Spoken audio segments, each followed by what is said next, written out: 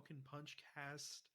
This will be episode 6/7, kind of, as I just discussed to Hamza. We've been trying to record like a certain topic on this podcast, being like our hot takes of tokusatsu. For some reason, that topic is cursed.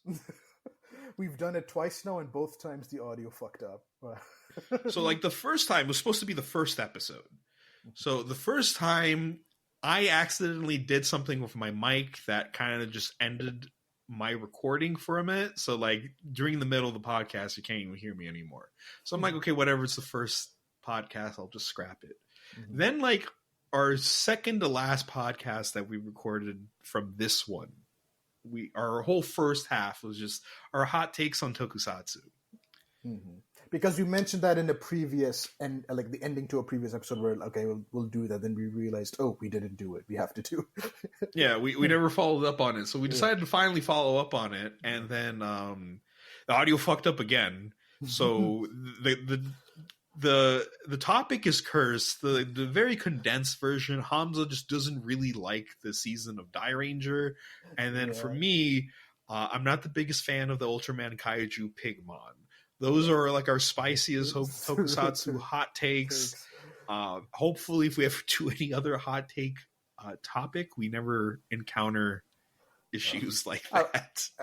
If you know what, I'll give an explanation in the comments if anybody's curious. I don't think most people will, maybe because I don't know. Would you say you have some Toku fans, but I think the majority are still like anime and manga fans. So I don't think I would say it's a pretty good distribution. I feel like some of the manga fans that follow me are also into Toku, so there's that. Like, I don't think I have a pure tokusatsu like person subscribed. Well, maybe there's a couple, but again, I feel like Toku is like one of those things where, like, kind of if you're a fan of a one, you're more than likely to be a fan of the other. Yeah. Mm-hmm. It's just one of those things, in my opinion. Like, I've seen Toku fans that are purely just Toku, which is a little bizarre to me. Yeah, I just like, okay, this all the time. All right, henshin every day. Okay. Well, see, I don't like have a problem with it, like, you know, like that. But then, like, when you ask them, I go, "What about anime?" I can't get into anime. I'm like, okay. But why? But that's a big question mark to me. Like, what does that mean? Now, man, it's too cringe. Not enough. Not enough henshins. Not enough catchphrases. Oh no, actually, no. Anime has a lot of catchphrases. Never mind. Yeah. It's not trying to sell. Oh wait, no. It's not trying to sell me toys. No, it does. It definitely does. See, again, there's like a lot of cross market right there. Also, two of the biggest franchises are done by a mangaka, so it's just like Sentai and a Kamen Rider. Also, two of them have gotten animes: Ultraman and Kamen Rider W. So exactly, yeah. I mean, there's been some other animes in the past, but not as double. Sorry, not W. My bad. Before anybody says that in the comments, I'm saving you the trouble. Oh, that's true. But you know, it helps the algorithm, man. The more people comment, you know, spreading a little false information is okay if it's for the algorithm. Please, someone take that out of context. Spreading some false information is okay. I mean, honestly, I don't think the algorithm really likes my channel because, like. Oh yeah, I've never bothered to even study the thing. Like, if you've been with my channel long enough, you know, I just talk about whatever the fuck I feel like talking about. You don't go with whatever the anime community trends are. You don't talk about current. I mean, looking back on what I used to talk about on my channel and like the more hornier days, I'm like, wow, because I think my mentality back then was just like, well, I'm not going to monetize my videos anyway. Because at the time, since I was in Dubai, I didn't know how it worked. And for some reason, I'm like, oh, monetization doesn't work in Dubai, which I don't think was true. But I think because like I didn't have a credit card or anything signed up like that, and I didn't feel like telling my parents that I had a YouTube channel, I just didn't bother. So I'm like, I know I'm not going to monetize my channel, so I'll just do whatever the fuck I want. So I talked about like a lot of like things that would be very demonetizable. Borderline hentai stuff, if you will. But I think at that time, most of that stuff I was talking about, I wanted to talk about because it was weird. But like I always said recommendation, but in reality, I didn't want to really recommend it. I just wanted to point at it then that's when I came up with the What the Fuck series that I did that was popular for a bit. And I think if I ever followed up with that, I'd be a much bigger YouTube channel. But I eventually hated doing the whole like, oh, what the fuck? Because like I felt like it was too much of like guy pointing at thing and being like, oh wow, isn't Japan weird? And I didn't want to be that, because obviously I don't sound like a total, I love Japan, man, it's like the greatest like, no, I do love that, like, aspects of the culture, and obviously a lot of my favorite creators are Japanese and everything. I think at the time I was just too blinded trying to be like other YouTube channels that like I became a lot more mean-spirited in some of those videos than I necessarily thought. Like, I talked about a lot of Go Nagai manga in there. I'm like, oh, this fucking sucks. Like, a lot of the manga I talked about weren't like high art, but was I ever bored with them? Oh, hell no. Fucking loved every minute of it. Even if some of it I'd probably rather not see again, but I had fun, which is why I kind of put that to rest. But again, I feel like that's like a series on my channel that if I followed up with, I probably would have been a much bigger pop, because like those Poppy the Performer videos are still doing fantastic. I mean, that's all part of growing up and like, changing your taste with time as you get more mature and you get exposed to different things. Like, I know, like, if you put me in front of, I don't know, Rosario Vampire right now, I'll be like, this sucks. I mean, to be fair, I knew it back then, but I was still enjoying it. Now I'll be like, oh no, I can't even enjoy this anymore. I still think the manga is fun enough. Yeah, actually, I don't know. Maybe not, because I also probably read it around the same time you watched it. So. At the time, I was really into ecchi for obvious reasons. I was like high school, early university days. So... all that shit was very tempting. Yeah. It's actually, it's weird because I'm in a place right now where I don't know why. Maybe it's because of the media I'm consuming now, but I'm like, I need more fighting shit. I don't know. I need people with superpowers fighting, because I'm watching Toku. I am reading, superhero comics like DC and Marvel. And then I'm like, you know what? I need people in costumes fighting more. What's this? Romantic comedy? Fuck that. Nobody's in costumes. Yeah, see, like, I don't know. I remember like a few months ago, I was reflecting on like my growth as an anime and manga fan, and like I think I kind of like regressed a bit. When I started out, it was popular shonen, Dragon Ball, One Piece, Naruto, Fairy Tail, stuff like that. And then I kind of had this like Renaissance period where I'm like Oyasumi Pun Pun and like Taiyo Matsumoto manga and like more avant-garde stuff. I'd go to the top of my anime list. I'm like, oh, this seems good. I will read this because I have good taste. But I wasn't an elitist because I didn't know anyone, so I couldn't be an elitist. Because everyone I knew wasn't into anime and manga, so I couldn't be like, yes, I sip the finest of wines in terms of anime and manga. Even though my favorite manga at the time was still like One Piece, that was like undeniable. So I guess I wasn't too elitist. Actually, no, that'd be a good question. Is One Piece elitist now? Well, see, the way I was about it, because anytime like I think we talked about this. I used to go on Yahoo Answers and I used to troll people. There'd be people being like, "What's better between Naruto and Bleach?" And I was like, "One Piece, yo." Oh, I just imagine a little 12-year-old. Like, to be honest, that's very elitist in shonen terms. I wish I was so. I think I was like 14 or 15. Oh my god, that's even worse. No, it's worse. When I was 12, I didn't really go on the computer that much because, like, I think I never got like a proper laptop to myself until I was 14. Before we had like a family computer, it was like one of those shitty like Dell computers that like took like 10 minutes to boot up. Okay, so. Mm-hmm. So, and we only got the laptops because we, like, in Dubai for a bit, my parents weren't too happy with the schools there, so we did like an online homeschooling program called K through 12. I think now it's called iCademy or something like that. Of course, in order to do that, we needed computers. I was going to explain how it worked, but I think after COVID, I think everyone now knows how online homeschooling works. So anybody listening, if you have kids, and they go to I Academy, or you're thinking about it, tell them, yo, I know Mr.FalconPunch. He's Shaheen. He's one of his students. Yeah, I'm one of the alumni. And they have alumni like on the website. It's like Falcon Punch, 16,000 subscribers. Shaheen, it's alumni. Oh, what did I say? Alumni. Fuck. See, every now and then there's things I'm like, can a university take back a degree? I don't think they can. That would be. I don't think they can, but there's sometimes someone will ask me a math question, and I'm like, oh, wait, hold on, let me get on my calculator, and then I'm just like, I have a master's degree in business. Not that really says much, because I honestly, after like the 5 years I put into it, and then actually looking for a job, it didn't really do me any favors. And like, honestly, what does a master's degree in business really? I'm not going to get too far into that. I kind of think university is kind of a scam. Wow. Okay. To an extent, depending on what you're studying. So we went from Toku hot takes to like, oh, this is our education hot take. Educational hot take.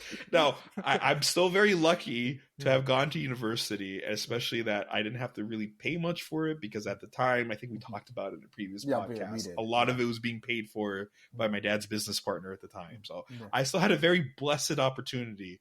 But if you're thinking of going to university, you don't have that blessed opportunity, I would maybe recommend looking at other options before you like go through. I don't know.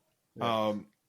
I'm not even a parent. I don't know why I'm trying to. Exactly. I'm like, this has been Shaheen on education, and now we're going to talk about superheroes. Yes. So yeah, the main topic of this podcast, I think. We kind of have like a pre-talking before we start up the podcast, which in itself could be its own podcast. I honestly don't know why I just don't hit record when we talk, and then I'll just edit out. I don't know. I always feel like, oh, we need to have a structure, but sometimes I guess we can just shoot the shit, and then like I don't know what topics come up. That's the whole reason why we just. Isn't that like why most podcasts start? Just to shoot the shit with your friends, for the most part. At least the ones I listen to. I don't know. The ones I listen to have more structure and a topic to it. That's why I like subscribing. Oh, they're going to talk about this, or it's like the podcast is about this. So I don't know. Either way, it's like, yeah, we should just. I think we should just try that one day. Like, okay, you know what? We're not gonna have a pre-discussion. You just hit record. Whatever comes out of our mouths happens. Yeah. Yeah, we'll call it the Freeform Podcast. Freeform, just like jazz. Oh my god, it's about all the things we don't talk about. Yeah, like I don't know. We've talked about a lot of things. Yeah, true. Okay, we didn't talk about politics. You want to open that can of worms? I was trying to say something. I was going to say something like controversial, but like, I don't know. Yeah, let's not. Okay, let's talk about it. Superheroes. Superman's underwear, inside or outside? You decide. Okay. It's too political. These fucking woke libtards, man. Fucking millennials ruining my damn comic books.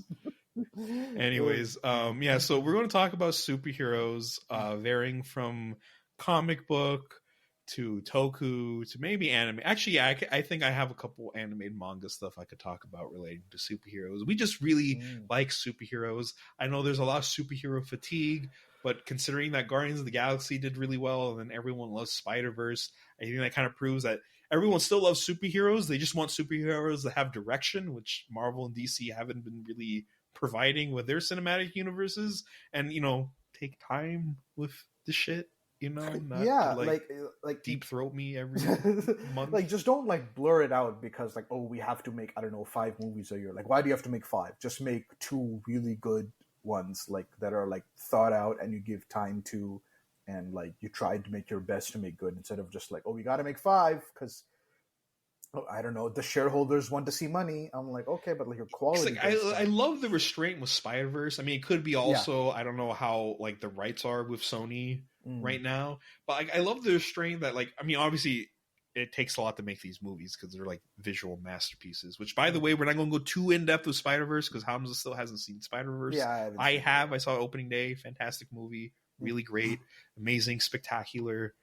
Sensational, ultimate. Even it's very friendly. You know, you could watch it in your neighborhood. Yeah, like, you can watch it in your neighborhood. You can watch it with your amazing friends, even. That is the dumbest joke you've made ever.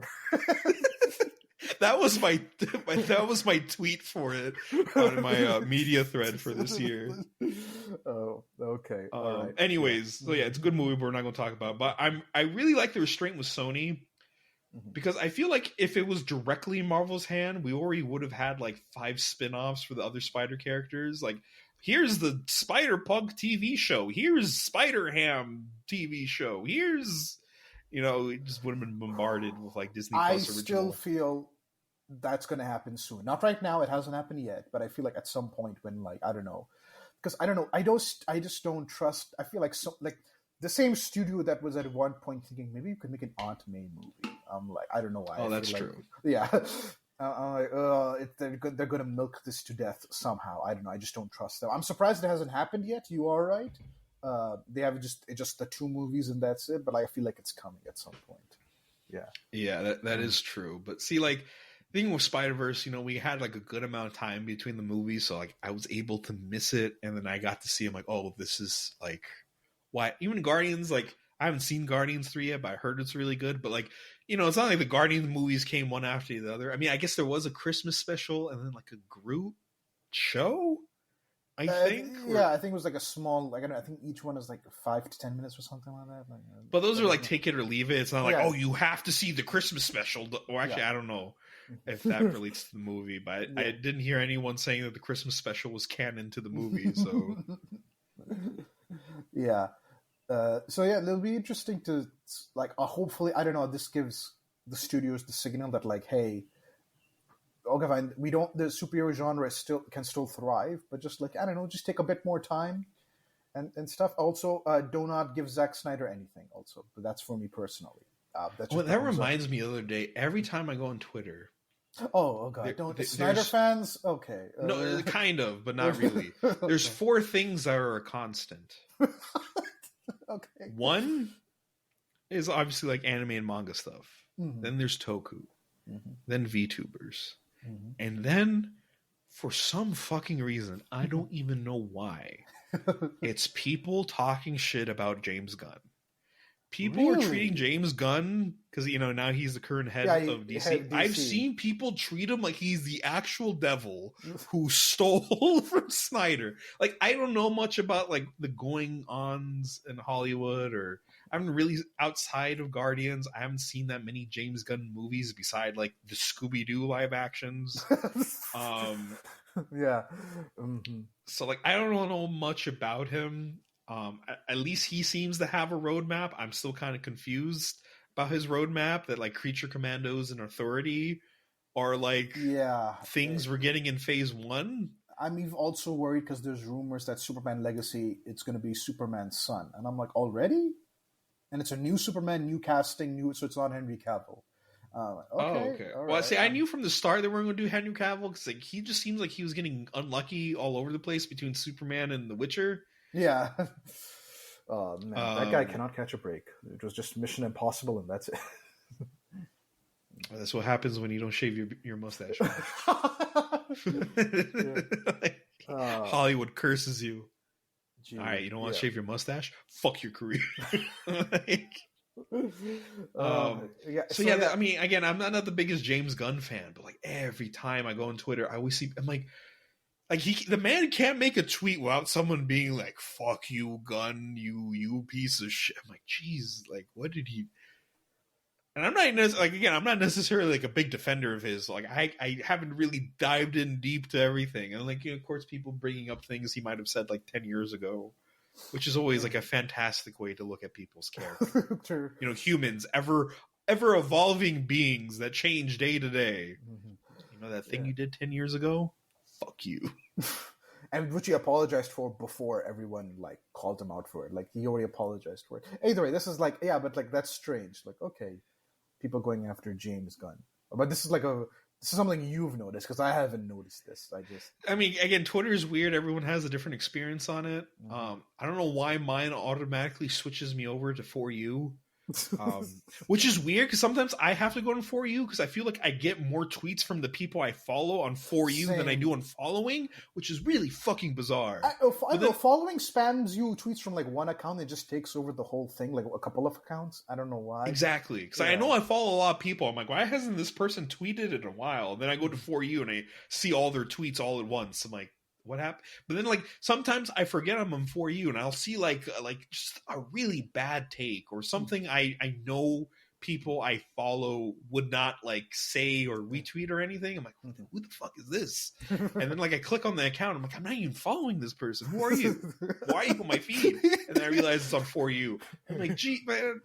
Because I remember back in the day when I was in university, I loved going on Twitter because I just followed the people I wanted to follow. Mm-hmm. I saw only their tweets, and I just got anime and manga news and updates from creators I like. That's it. That's all it was. I didn't see anything else. And then shit kept happening. Like every year just progressively got worse and worse. Social media, the hellscape that it is. Yes. That's true. I mean, I think Instagram's kind of drama free, but I see way too many TikToks on it these days. I'm like, just turn into TikTok. Yeah. Everybody's been pushing me to get on TikTok, but I've been refusing. I don't know why. I'm like, I haven't. My brother have like a very strong dislike of it, and I think I have an aunt of mine has like made me never want to like observe TikTok. Why? What did she do? I have this aunt who like, luckily it doesn't happen to me too much, but she will spam my mom, her sister, like 20 TikToks a day. And they're all like health advice or stuff like that, or like conspiracy theories that she firmly believes in. Like she's one of those aunts. Oh, okay. And my mom's like, can you please stop sending these to me? And she's like, okay. And then she'll do it again the next day. And then my mom will confront her about it. She's like, what's your problem? Why do you have a problem with it? She's like, it's annoying. You're sending me like 45 TikToks a day. And like she even burned her throat because like she was trying to do this one TikTok where like someone was drinking vinegar. And she fucked up her throat. Is your aunt a teenage girl? What the fuck is that? I have no idea. She just scrolls through TikTok all the time. Even when she comes to our house, like we'll be talking at the dinner table, scrolling through TikTok. I'm like, jeez. And like people love blaming like young kids for it, but I honestly think older people are like just as guilty as like. And then like I don't know what's about like older people. I'm not sure about you, but I'm on my phone. My phone's always like if I'm out in public, it like the volume's always on low. Oh, I keep it on silent. Yeah, it's silent. Yeah, not even low. It's on silent. Yeah. My aunt and even my parents, when they're listening to videos, it's like on full blast volume. I'm like, what the fuck? I don't want to. And like my mom will listen to this, like it would be the same TikTok over and over again. So like, and it'll always be like an annoying song. I'm like, can you just log off the TikTok? Like, I guess you're reading the comments. But the song's really fucking annoying. Yeah, I always, if I'm watching something, I'll always make sure, okay, I need to put headphones on. There was a guy in my bus in uni who would, for some reason, just like play music on his speaker on the phone. Like everybody in the bus, I'm like, what the fuck? Why are you doing this? What the fuck is that? I always hate people like that, and they're always like, well, I could do whatever I want. I'm like, this is a public space. Yeah, it's exactly. You're on a bus, you're in a public space. This is not your car. Like, that you can just like blast music. But even like, God, it's. And this is why Spider-Man needs to jump through the window and punch their lights out. We changed it back to superheroes. Yeah, because we went like 20 minutes about non-superhero things. I did start reading Ultimate Spider-Man, which you have finished. Right, and I heavily recommend. Yeah, it's really awesome. I love Mark Bagley's art. I've just gotten through okay, so one thing I regret about the collection I bought, there's no covers. And I fucking hate that because like one story ends, another begins, and I'm like, oh, what the fuck? I've started another issue. Yeah. But I was surprised. It took because like if anybody's read the original like Spider-Man comics from the 60s, he becomes Spider-Man pretty fast within like 15 pages. This one, it's really good. Like the dialogue is awesome, and like the characterization and the artwork is amazing, and you get a more in-depth look at like Peter's life before becoming Spider-Man. and like his relationship with his aunt and uncle. I'm surprised he knows Mary Jane already. Like, what the fuck? Like, I was like, Oh okay, yeah. I mean, like I've heard Ultimate is like kind of like where the movies really pulled a lot of their... pulled a lot from, yeah. And then and like you're right, you go like 4 or 5 issues and he hasn't turned into Spider-Man. Like he hasn't put on the costume. He gets bitten, obviously, in the first issue, right? But like it takes a while for them to like get to him putting on the costume and becoming Spider-Man. And also like the first few things I'm disappointed by. First of all, Harry Osborn. No curly hair, just straight hair. But what the fuck is? I was like, is that Harry? Oh my god, you look so normal. Yeah, I know. Like for me, it was kind of hard. Like I was kind of you went the opposite way. You it's like no curly hair. Yeah. You went the opposite way. I still prefer that over like his original appearance in the comics because my god. Yeah, the issue I'm currently at, the Shocker shows up and he has a completely different costume. I'm like, oh, okay. I mean, yeah, it makes sense. You want to modernize it, and that suit is silly, but like, damn it, I like it. I don't know why. I will admit, a lot of the new villain designs I'm not like the biggest fan of. Mm-hmm. But like, I think that was like the thing with the early 2000s that people were like a little too embarrassed to be a superhero character. So like, the X-Men movies, they all were like black. I mean, that's a Hollywood thing because they're like, well, we can't put everybody in colorful costumes. But I felt like in the Ultimates, it was kind of like that was kind of their angle too, for the most part. Oh, because of so the writer for Ultimate X-Men, Mark Miller, he wasn't a big X-Men fan, and the movie just came out, so he was like, oh, okay, I'll just follow what the movie did, and so like that's why, so that's why like that. And also, why would he make him write it then? Okay. I don't know the full story, but that's like one fact I definitely knew, that he wasn't a big X-Men fan, so he just followed what the movie was doing. But yeah, it's really fun. It does take 4 or 5 issues, but they breeze by. Like it's really, really good. Again, like you're more connected to Aunt May and Uncle Ben, and then like, damn, he dies, and then Green Goblin. He dies, man. I mean, what else? Like, you know, Yeah, it's a meme at this point. Yeah, like Uncle Ben's dead. He's gonna die again. And then he has a ponytail in this one, though. So I don't know if that's like to anybody's taste. Someone in the comic calls his uncle a hippie, so I'm not sure that has anything. Yeah, he calls him hippie. He mentions being in a commune or something. I remember, and I'm like, oh, okay. So he was a hippie. It takes a while for like Uncle Ben to die because I remember reading it. I'm like, oh wow, he's still alive. I'm really gonna kill him, but like, I almost add like a sense of urgency. I'm like, oh my god, like.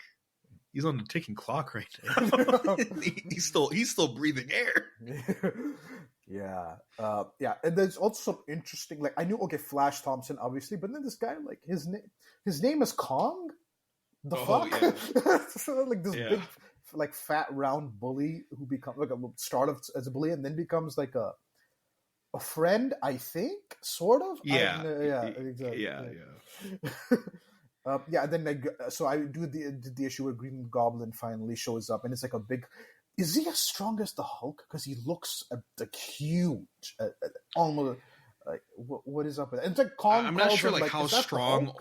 I'm not sure how strong Ultimate Hulk is, but Green Goblin in the Ultimate Universe is like. Yeah, there's no glider. He's not like has a pouch with like things to like pumpkin bombs and shit. He's not even a goblin. He's like a troll or an ogre. I mean, he calls himself Green Goblin. I mean, Jackal doesn't look like Jackal either in Spider-Man, but he just called himself Jackal. But like, okay. Yeah, this Green Goblin's like a big green buff guy that could shoot fire. Yeah, he can make fire in his hands and like lob it at people. Yeah. My first experience with like Ultimate Green Goblin was like a shitty DS game where you could play as both Spider-Man and Green Goblin. Oh, really? Okay. Yeah, there's this.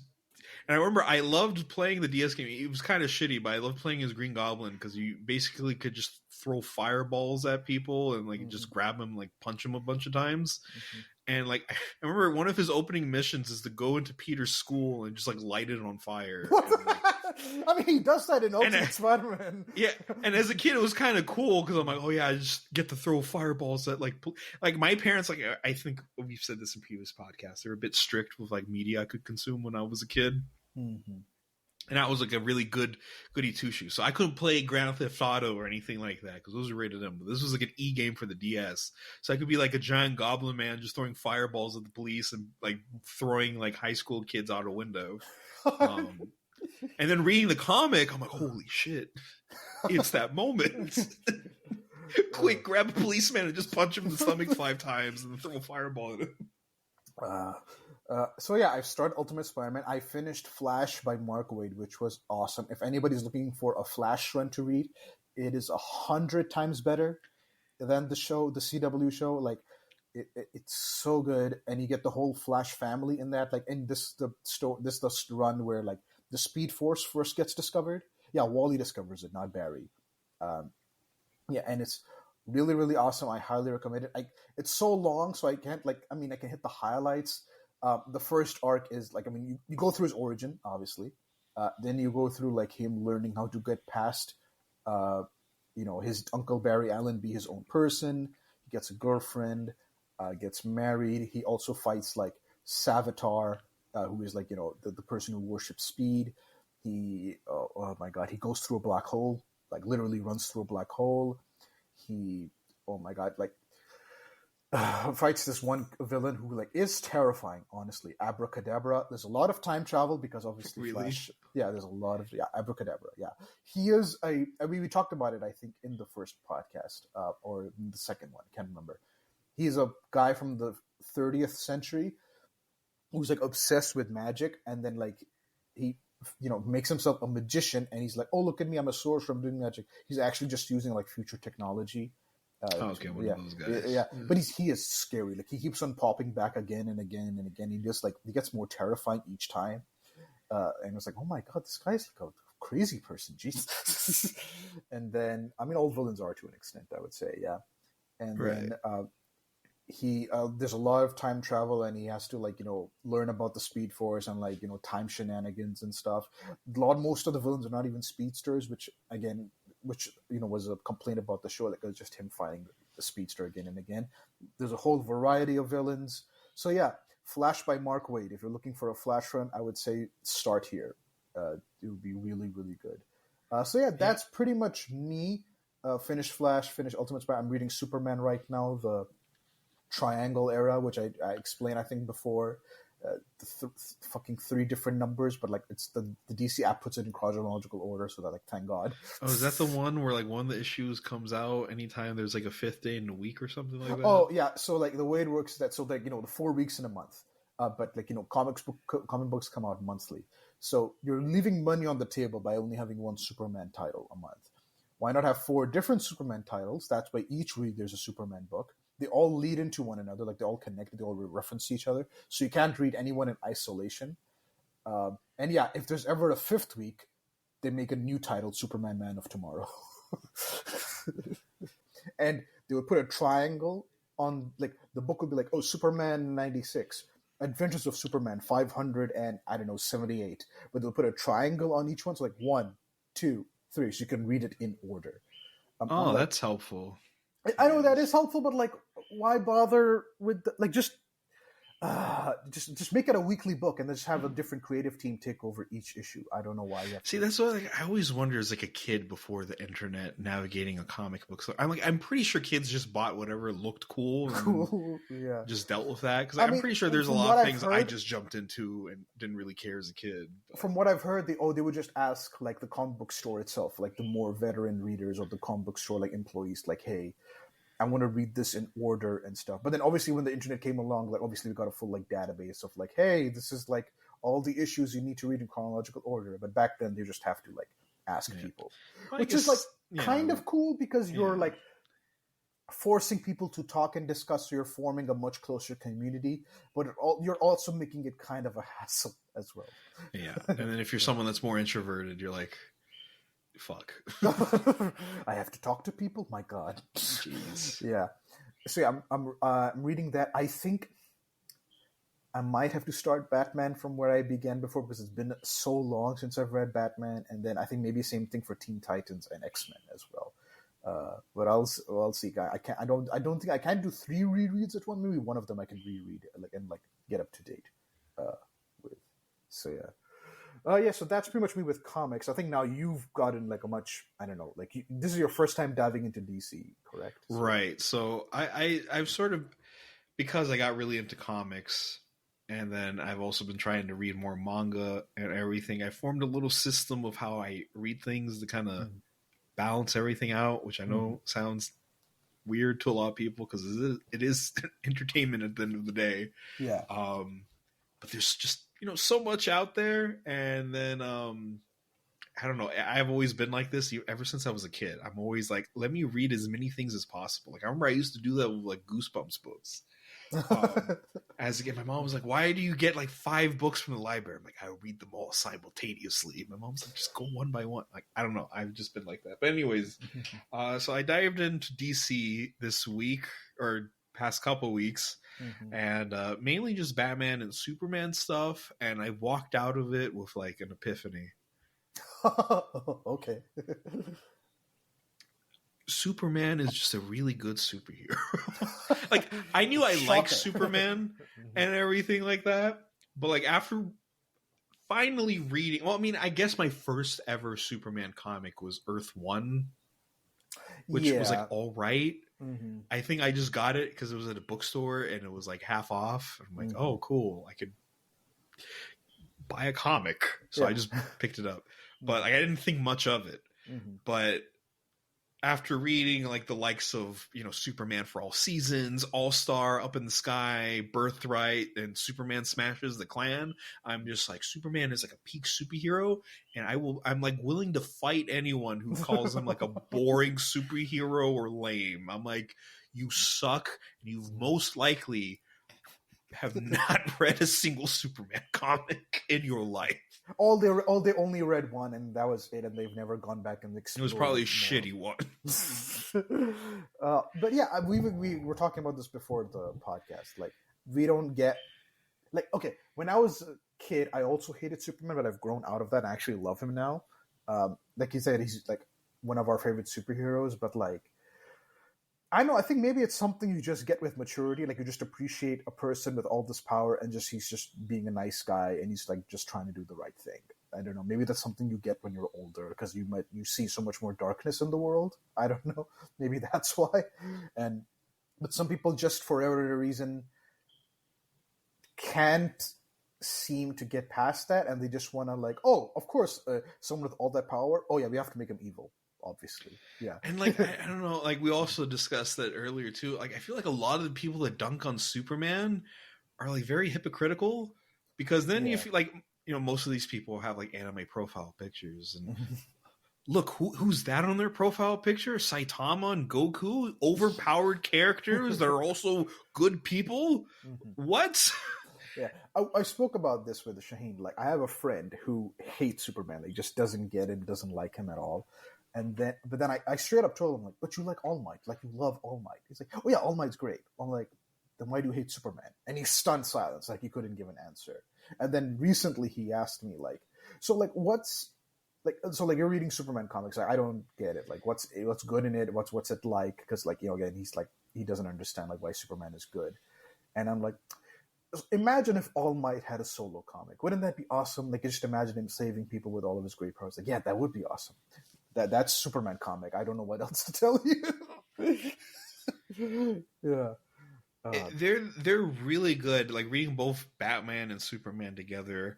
I've actually kind of come out liking a lot more of like the Superman comics I've read than the Batman ones I have. I mean, I think I've read a little bit more of the Superman ones because they tend to be a little bit more on the shorter side. At least the ones I've kind of saved for myself on the DC app.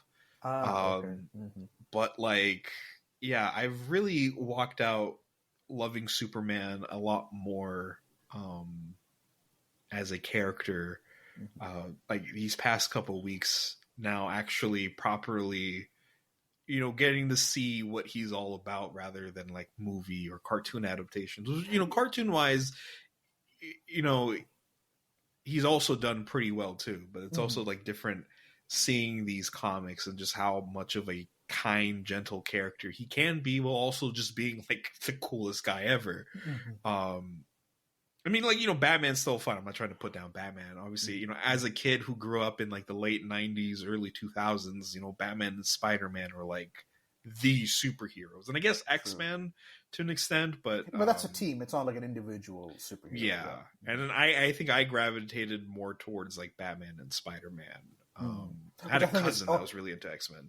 I'm pretty sure that's like most kids that like that's where they gravitate towards. I feel like it's only like a lot. There are fans that do like Superman, but like I remember a lot of kids being like, again, not getting him. Like they respect him. Like when Superman shows up, oh shit, like he's powerful. Like they recognize his power set, but they never really got into him the same way they would get into Batman. Also, I'd argue, as good as the Christopher Reeves movies are, I still don't think we've gotten a proper 100% perfect representation of Superman on screen. What do you think? I mean, I haven't seen some of the TV shows because I know there's like 2 Lois and Clark shows, and I think they're both well received. Yeah. But Man of Steel, I mean, we're just talking about Henry Cavill. I hate Man of Steel. I'm kind of like take it or leave it with that. I'm just like, I thought Man of Steel was kind of boring. Batman versus Superman was just a bad movie in my opinion. Yeah. And then in Justice League, I remember in the first couple minutes, I'm like, oh, look, there's a happy Superman. and then he comes back, he's kind of evil, then he turns back to being good. I'm like, why were we hyping up? Like, why is this the hill so many people want to die on for like this character? For like this version of the character. But I feel like a lot of people that shit talk Superman have only like experienced him through media outside of like his home territory. Yeah, true. They've like, and they hear, and I think it's also like through osmosis, maybe like they hear other people talking shit, and then they just like, I don't know, for some reason latch onto those opinions, even though they haven't really experienced it himself. Like for example, my friend, I'm guarantee you, he's never read a Superman comic in his life. But like he's probably seen him in movies and cartoons, probably, and like he's just basing it off that, or he's just like, for whatever reason, maybe on just face value, they don't find him interesting. Like there isn't a hook to it. Like, oh, this guy has all the powers and he's nice. Anything else? Like, no, that's pretty much it. There's some sci-fi stuff I can tell you about Krypton and like other stuff, but like and Lex Luthor.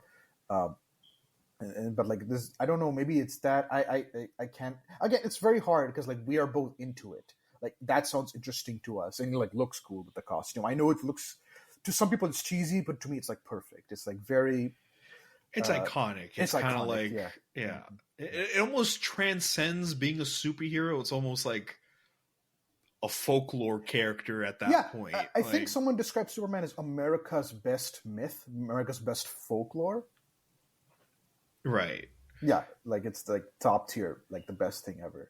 I mean, obviously, like Batman's also an iconic character, but there's just something about like Superman. You aspire for his achievements because like Batman has done so much; he's literally done everything as a human. Yeah, he's like a peak human being. Yeah, but like as a person, he's got a lot of problems. Right. Yeah. And I think what makes Superman more of an iconic image, he doesn't have a mask, it's his face, and he's smiling, and like the pose. All that, like the boots and everything, the red and blue. There's just something American colors, yeah. Mm-hmm. There's just something that like feels patriotic about him without actually having the like American flag all over his body. Yeah, I've never been able to get into Captain America the same way. I don't know, when you stuck literally the country's flag onto you as a costume, it's like I don't know. Like I feel a disconnect there. That's why I'm not into Captain America. I'm not really that interested. But like I don't know, for Superman I don't have that problem. Even his catchphrase, truth, justice, and the American way. I'm like, okay, yeah, cool, no problem. I think it's not that in your face as it is with Captain America. Like Captain America is very clearly in your face. Like this dude loves America. Yeah. Like Superman, I think it's like it's the American way, but in reality, he just likes humanity. Yeah, that's another thing that like. That's another and people don't realize this about he's an immigrant as well, and so for someone who is like an immigrant myself, like I feel that much more connected to Superman. That he is an immigrant. He came from another planet. A couple adopted him. He was raised in a culture that's not his own, and he's adopted it as his. And instead of like looking down at humanity, he realized like, man, humanity is great because he was raised by good people and he recognizes good people for being amazing, even if they're like they don't have to be big people, just like the regular, average, everyday good person. And like that's also like it's a very deep and like powerful and like, yeah, okay, fine, cheesy if you want to call it, sure, but it's a very deep and powerful thing that like just being good is enough for him to like love you. For me, that's like what I love in a super, because to me I feel like that's what makes a superhero, at least in terms of like American superheroes. I feel like we've really strayed away from that for a lot of characters. It's all about like, it's almost like an ego thing for a lot of them, and like a lot of we're more like, oh, it's just cooler to be an asshole, whereas like, yeah, Superman in the right hands, and even like I think that's why I originally I gravitated so hard with tokusatsu, because like even darker toku characters are not necessarily assholes. They all love and believe in humanity and friendship and like truth, justice in the Japanese way, I guess, if you will. Yeah. But like that's why I gravitated about like since we probably have toku fans in this podcast. If I were to compare Superman, if you're still on the fence with Superman, I almost would say like Superman's almost like Ultraman. And in that sense that it's an alien that just really loves humanity, sees the absolute potential of it, and just wants to protect it. Yeah, not to be confused with the evil Ultraman in DC's universe, which is an evil Superman. Right. Not to be confused with that. That's Earth 3 Superman, whose name is Ultraman. Not to be confused with that. Just want to make that clear. Right. Yeah. So, yeah.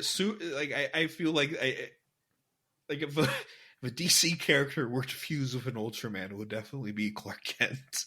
Yeah. Even though I don't think he would really need it, but still. Also, there's another misconception. So Kill Bill has this one scene where like the bad guy is like giving his psychotic take on Superman and stuff, and I'm like, that's not what Superman is. Like, I mean, okay, his disguise as Clark Kent, it is cosplay because he just loves humanity so much because he wants to be a part of it. So it is cosplay, which is, I think, is like kind of cute in a way that he's like, oh my god, he's such a big fan that he wants to dress up like them.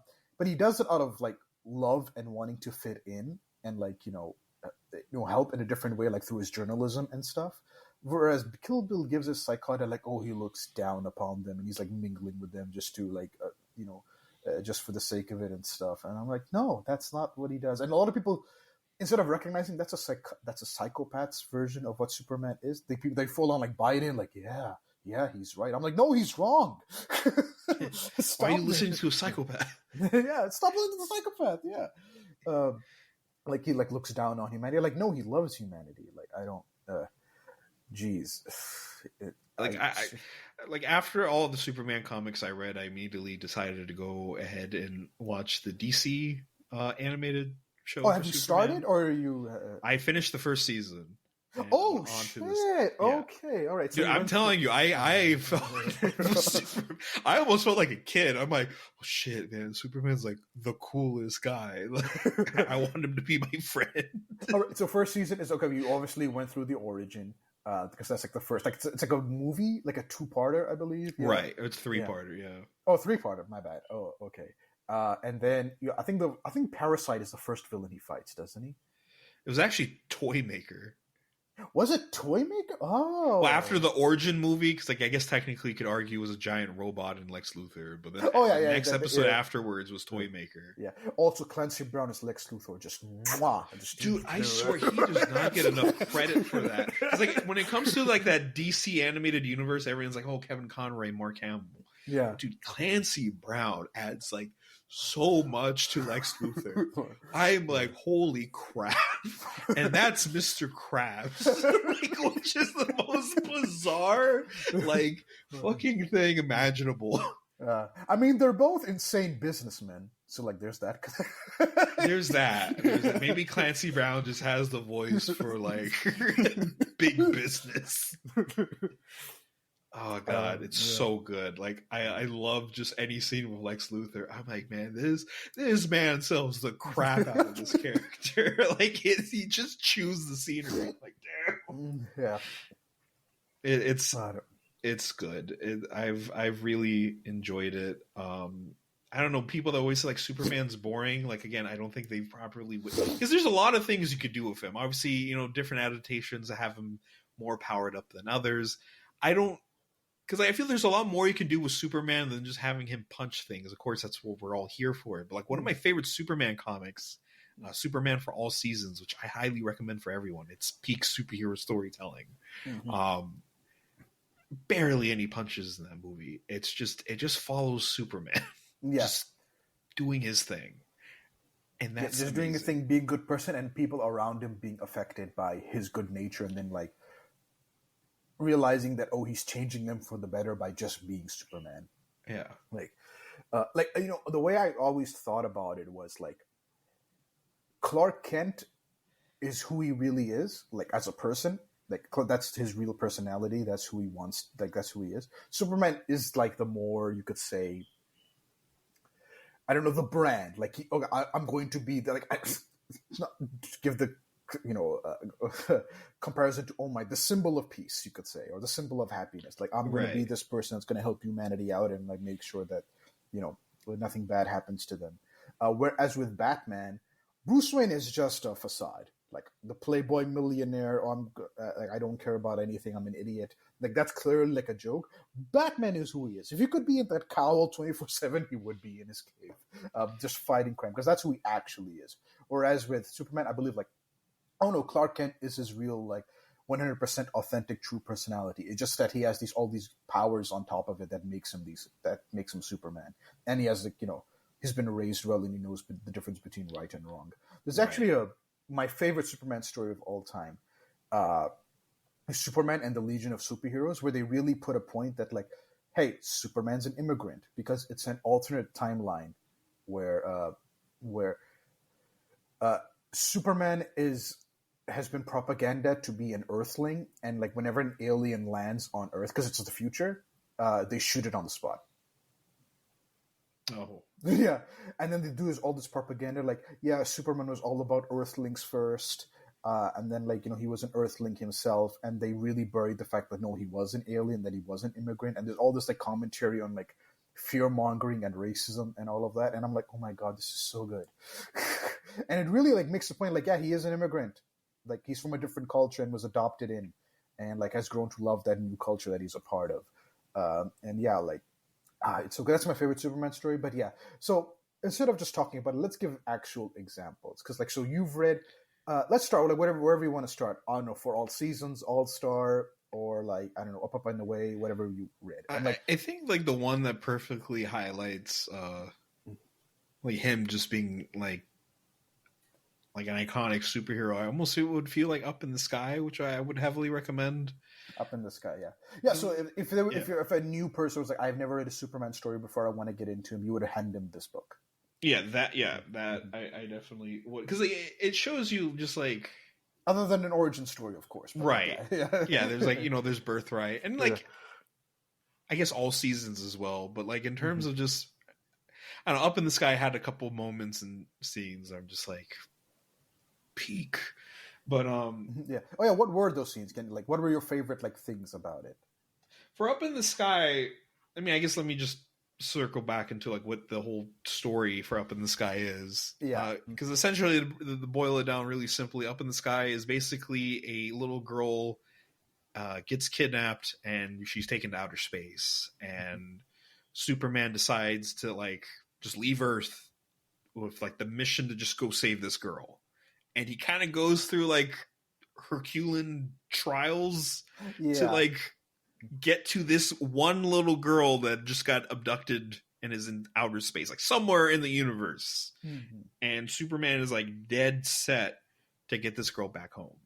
Mm-hmm. And it's just a beautiful story, especially when he finally at towards the end, which is probably for me one of my favorite moments, towards the end when he finally rescues the girl and is taking the girl back home, and the girl just answering all the is asking all these questions to Superman, because it's established early on that she loves Superman. Superman is her favorite superhero, because of course, if you're a little kid in the world of superheroes, why wouldn't he be?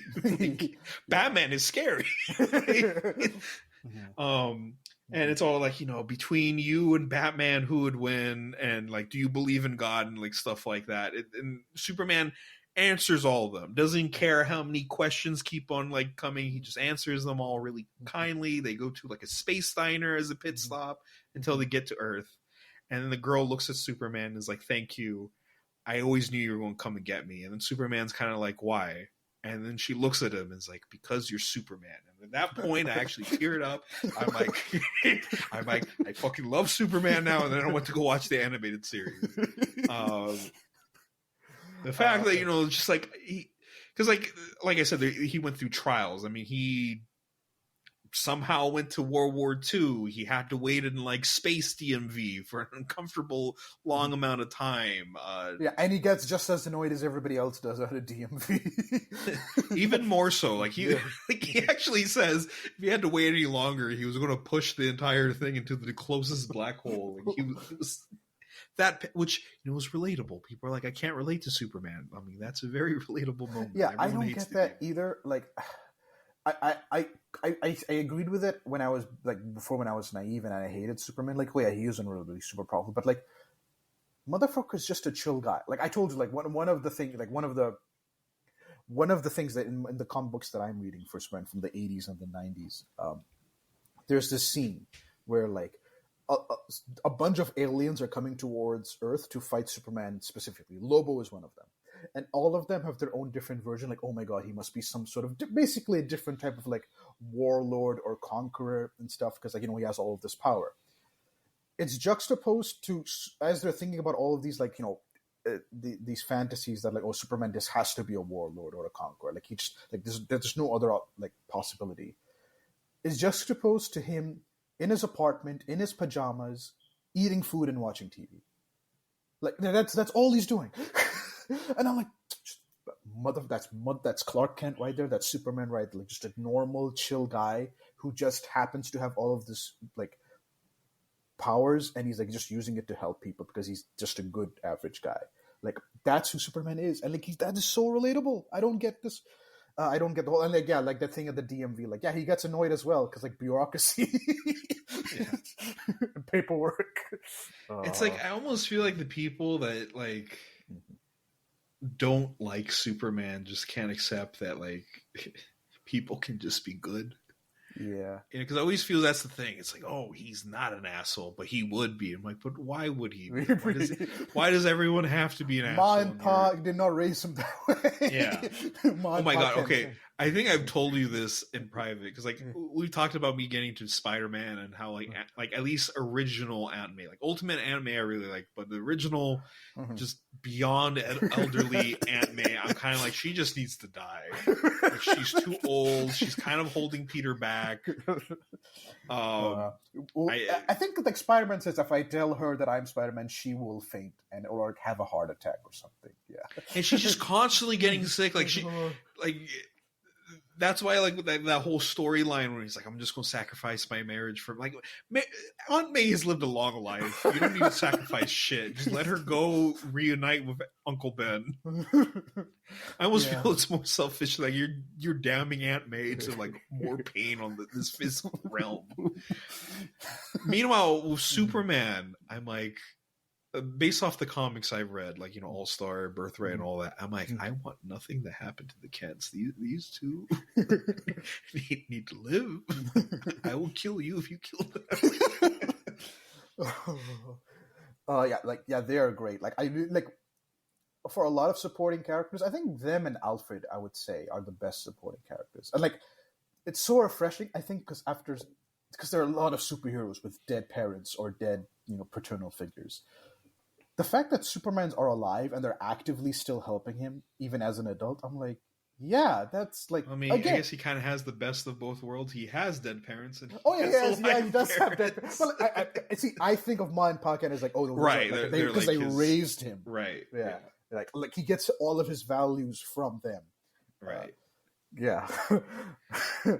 Yeah, and one of my favorite scenes from that is like the questions that the girl keeps on asking, he's happily answering them.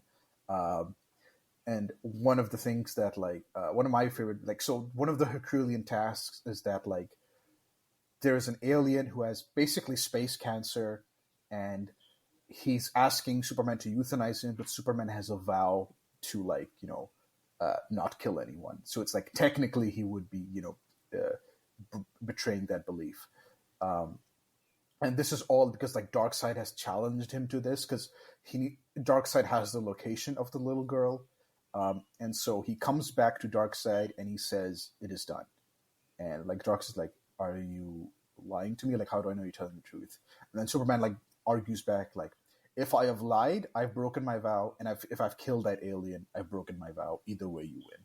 And I'm like, "Oh goddamn!" Like it's a heartbreaking scene, but like my god, it like just him going that extra level to like try to save this girl, and then like I don't know, there's that moment with Darkseid. I just found it to be so cool. Another one is like him at the DMV. Another one is like he has a boxing match with this like one other alien. Oh yeah, yeah,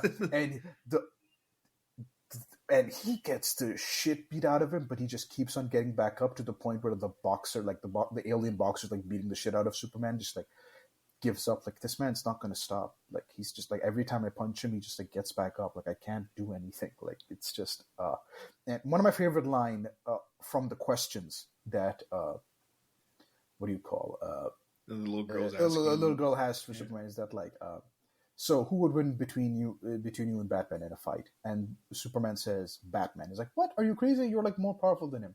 And then Superman's reply is, it would mean a lot more to Batman. Yeah.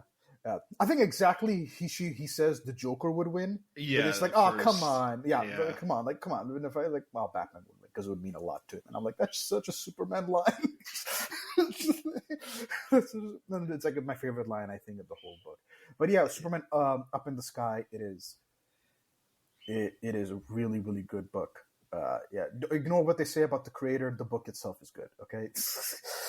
Yeah, I still don't know that much about Tom King as a writer, but this was a very strong first impression. I mean, I've heard his Batman isn't as good, which I've also been reading some Batman comics, and some of them are pretty good. They just didn't hit me emotionally as much as as Superman is. Yeah. At least in terms of what I've been wanting from superheroes, which is always more of like, the best of humanity, rather than like, society. That's all Batman is. He's a detective. He's gonna fight basically the worst of humanity and like stop them, and it's a dark world, and he's super serious and also kind of an asshole. Yes. Which I always just find funny, because like sometimes it just feels like Metropolis and Gotham are like in two different worlds, but they're still like in the same country and probably not that far away from each other. Dude, like, okay, I was reading like the Flash comic. There was this one issue where like Flash, like a villain has made specific traps for all of the Justice League members, and Flash is running his ass off to stop each one of them. He goes to Metropolis and he's like, oh my god, it's a beautiful, bright city, and it's a reflection of Superman and stuff like that. Then he goes to Gotham. He's like, this place is a shithole. Like, and they show it in the art, like, so it's like, oh, it's nice and it's the golden, the sun is shining, all these pristine buildings and stuff. Then they goes to Gotham. It's like dark. It's night. The buildings are crumbling. There's like homeless people everywhere, and they're like around a fire in a drum, and like stuff, and like there's like garbage everywhere. It's like, oh my god, jeez. Ugh. Yeah. Because I know they're fictional cities, but like, is it ever explained like what states they're like? I mean, Metropolis is pretty much a perfect city, so I don't think it's based on anything. Gotham, I've heard, is either based on Chicago or New Jersey, one of the two. I see. Yeah. Because I've always wondered, because I'm like, like with Marvel, it's just like, it's New York. New York City. That's it. I'm like, wow, man! It just, if you live in the Marvel universe, I just would not bother living in New York. There's too many freaks running about. Because so like most of the creators were living and working in New York at the time of the time. So like, okay, New York's like there. It also adds to like DC being more magical and mythical. It's all like fictional cities. There's never really a real city. There are sometimes, but it's very rare. It's mostly like Central, Star, Gotham, Metropolis, Coast City for Green Lantern and stuff like that. But where for Marvel, oh no, it has to be a real state, a real place in America. Yeah. So yeah, then you read, I think it was, how did you feel about Birthright? Which is like one of the many, I think there are like three big Superman origin stories. One is like Man of Steel, there's Birthright, and there's Secret Origin. But you read Birthright. How was it? Right, Birthright was really good. Mm. I mean, there's like one element I didn't like about it. Besides that, I felt like it was a pretty fantastic origin story to Superman. What do you think of that like thing that, because Mark Waid was very adamant, like the symbol should be a symbol for like his planet, I think, like Krypton, or is it for the House of L? I can't remember what it was. I think it was more like kind of like how it is like the symbol of his planet. His planet, yeah. Like he's basically wearing Krypton's flag on his chest. Right. Yeah. So I guess in that sense, he is kind of like a Captain America. But anyway, but like Krypton's dead, so like he's kind of representing that. Anyways, but yeah, it was really good. The only thing I didn't like about it, which has always been the more controversial part of that, is that apparently Lex and Superman have always known not always, but like they were both in Smallville at the same time, and they've met, and they were like, I think, aware of each other, right? Right. I don't think he 100% puts it like 2 and 2 in the comic, and like Lex hated being in Smallville, and apparently he used his money to erase like his existence from Smallville. Like you can't find any records of that he was in Smallville. In Secret Origin, it's like they do meet, and it's like, yeah, he's again from Smallville and stuff, and Superman does recognize him. Oh yeah, that is. Hey, I remember. No, I don't think I. Actually, you know what? I don't remember. I might be wrong, but I think he remembers in Secret Origin. But like, yeah, it's like, so it is a thing. Like even I'm worried about it, and I'm like, it's not the biggest. Yeah, I mean, it's done really well in the story. Like it pays off. It just, I don't know. I kind of just prefer like Lex Luthor just chilling in that city, and then one day this alien just comes out of nowhere. I mean, I guess to an extent, since he doesn't know it's Clark, it's kind of the same. But I just prefer them not knowing each other. Yeah, not knowing each other. Like I don't know, it seems more natural. It makes more sense. Other than like both of you were in Smallville. That's weird. Ugh. Yeah, yeah. And like, there's this one awesome panel which I love. It's like because Superman is fighting like I think like whatever. Krypton invades or something? What happened? I can't fully because it's been a while. So yeah, Lex Luthor is trying to expose Superman because he doesn't like Superman, obviously, because this alien just comes in and everyone loves him more than me, despite me making Metropolis what it is. Fuck this alien guy. So he uncovers, because like Lex is obsessed with finding aliens, because in Birthright, Lex has always felt like an outcast, and he's been more interested in aliens because he feels he's too smart for Earthlings. Like Earthlings are just apes to him practically. Which is interesting because Superman loves humans. Yeah, exactly. Which again, kind of a nice parallel between the two. Yeah. Yeah, one is human, one is alien that loves humans, one is human that loves. Oh wow, I didn't think about that before. Yeah. Right. So there's that whole poetic element to that. Yeah. So then Lex, like through his weird. I forgot what exactly they called it, but like this projector he has that lets him see across the universe. He does see like Krypton a bit before it gets destroyed. And so he decides to make like Kryptonian warships with like the Superman symbol all over them and have them attack Metropolis to make Superman look bad. And of course, they're loaded with kryptonite and everything, so Superman's kind of powerless to really do anything about it, but he still does something about it because he's Superman. He's awesome. And there's one panel where like he has like his shirt is ripped open, he has no symbol on it, it's just his chest, and he's saving a person, and he has this giant like Superman S like from the tank that he like destroyed, and he's like just blocking bullets with it like it's a shield, and like, oh my god, I love that. I think you put it on your Twitter thread. Yeah. It's like one of the more iconic scenes from that comic. But yeah, it was really good because I remember I was a bit like confused by it in the beginning because the way it opens up, it's like Clark is in Africa and he's like reporting on like. Oh yeah, because they wanted to. So this came out when Smallville was airing, the TV show again on CW, and so they're like, oh, we got to modernize it. So like, let's make him like a reporter and like make it close to the TV show Smallville. So like that's why it like starts there. But like it's still good. Like it makes sense to the story and him as a person. Like at first I was a bit taken aback. Like, wait, what's going on here? So like I was unsure when I walked into it. But yeah, like it is a really solid story. I think Wait, is this my first Mark Waid comic? I'm trying to think. What else have I read? Possibly, I can't think of anything else that you've read that I know. Oh, that's definitely a Mark Waid. I'm surprised. The one I've read the most of, I think, in terms of comic book creators, is probably Jeff Loeb. Oh yeah, because you read all the colors, right? Like yeah, I read blue. most of the colors. Then I read all seasons, Long Halloween, Dark Victory, those are both Batman. Yeah, those are both Batman. But like, yeah, probably eventually going to read Hush. Oh my god, yeah, that is also Jeff Loeb. And then he did like a Batman and Superman series. Like, didn't he do Public Enemies? Yeah, he did Public Enemies. He did the Batman Superman with Ed McGuinness, who's who makes very muscly superheroes. Yeah. See, I think I saw the movie, which I think I mainly remembered because of Power Girl. But really? Listen, I was a kid. Okay, all right. Sure. That and then, like, Superman and Batman were just like ripped as fuck. I'm like, these they just look like action figures that got unboxed. Because like Ed McGuinness, they were like trying to replicate his like art style. But yeah, I really like that movie. I like those, oh, so good. Yeah, I like when the movies try to adapt the art style, because I just saw a trailer for Long Halloween and it does not look like the comic. I mean, to be fair, what the fuck?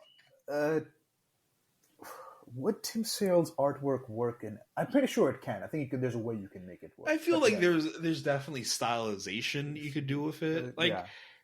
I'm pretty sure there's probably an anime studio you could have gotten that would have adapted that artwork. Yeah. Wait, Studio David, is that the one that does JoJo or something? Yeah. I mean, I would even think like Science Saru. Yusaku. I'm forgetting it. What's his name?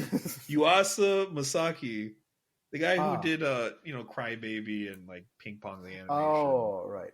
You know what? I think Studio Mappa is short on work, so we should give it to them. Oh yeah, definitely. They don't.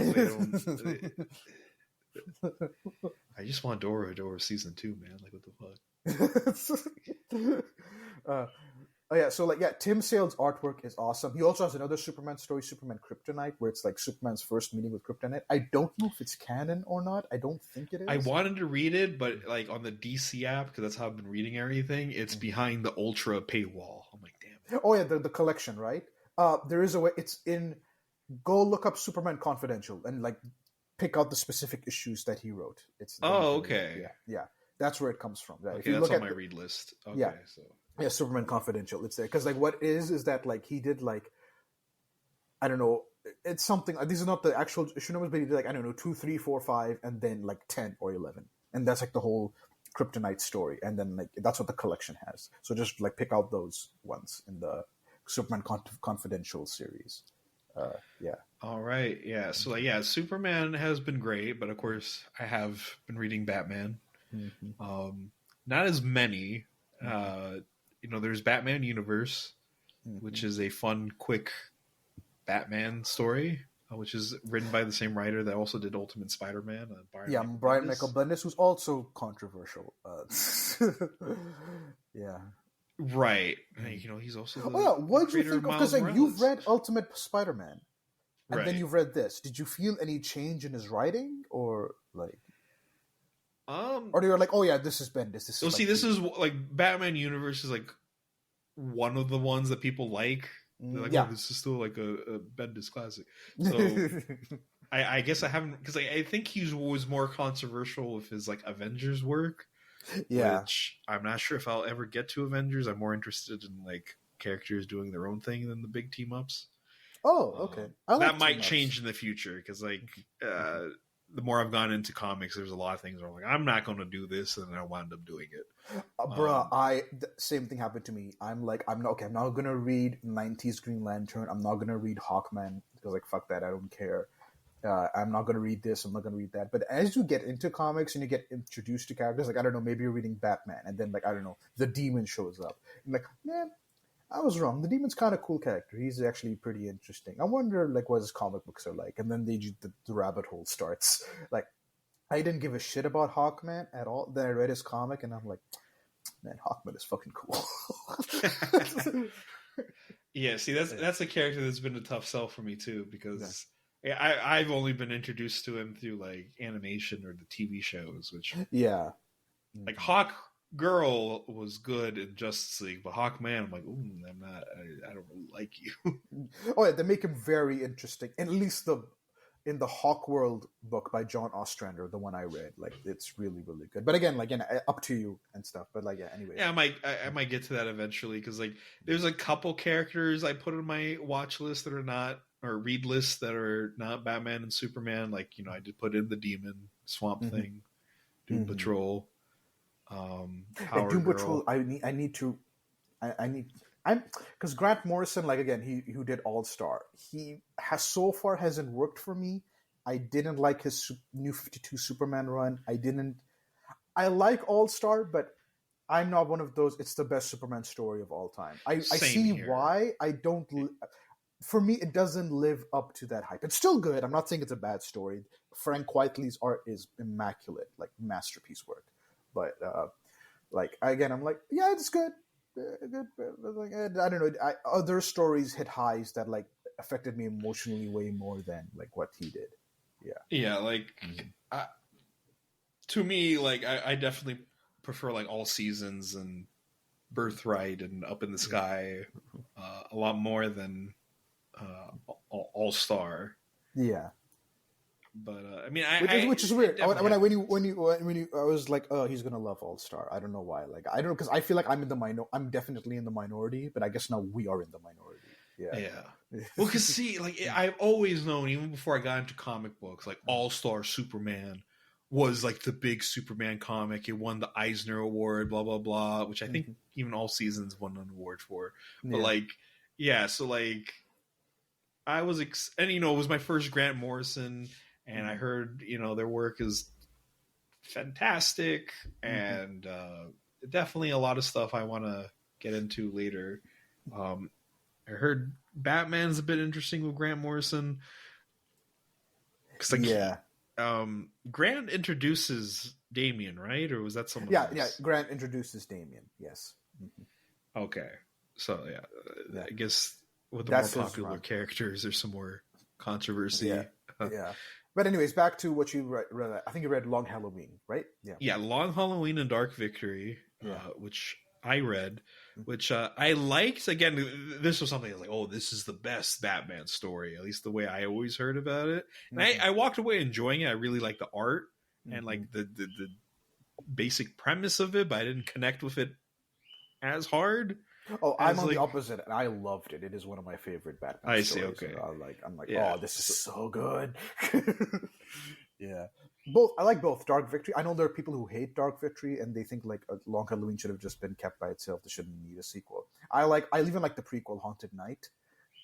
You don't have to read that. Yeah, it's fine. I mean, it's not, you're not missing out. So I really I love Long Halloween. I love the artwork. I love the story. You get both Tim Drake and Two-Face's origin in that. Not Tim Drake. Sorry. I did like that with Dick Dark Grayson. Victory. Yeah. I did like that. Yeah, and like you see the transition between the gangster mafia Gotham to like Batman's crazy, colorful villains Gotham. Catwoman is swole as fuck in that. Oh yeah, like I remember like when Catwoman would show up, I'm like, damn. She has her own like within the Long Halloween like what do you call setting. Like it's actually a sequel to Long Halloween. It's like it takes place alongside it. You could say like a spin-off. Catwoman when in Rome. Huh. Yeah. You didn't know? I thought you knew. No, Shit. Yeah. No, that I did not know. Yeah. Also, Jeff Loeb and Tim Sale, I think, if I'm not mistaken. Yeah. Interesting. Yeah. It's like she goes and confronts one of the gangsters who is her father. Like I won't spoil it, but like yeah, it is awesome as well. You can definitely get it on the DC app. But yeah, like it is so cool. What would you think about it? I mean, this is for you. I mean, you're experiencing it for the first time. I read it like a long time ago. All right. So yeah, like I said, like I enjoyed it. I really liked like the overall storyline is kind of just like the transition of like, like mafia crime in Gotham to superpowered crime. Because I guess that makes sense. Because like Gotham, I mean, I guess all superhero characters kind of have that, but we obviously focus more on the superpowered one because like you'd rather read that than like the mafia dudes. Yeah, I remember even Batman the animated series. You still had like the Falcones and the Maronis. Yeah, because like that's part of like the Gotham identity. Yeah. Because like I guess you could argue Spider-Man has it too with the Kingpin, but even then Kingpin is like this comically large, like superhuman man. So he still is like a super villain in that regard. Whereas like the Maronis, they're just like. Or they're just gangsters. Dude. Yeah, it's just a mafia dude. I mean, in Superman, there's even intra-gang. So like, but they have like super technology weapons. Yeah, they're always trying to get like weaponry and like tank, or at least in the animated series. I'm not sure how they're like in the comics. Yeah. In the comics, they try to get New Genesis and Apocalypse technology.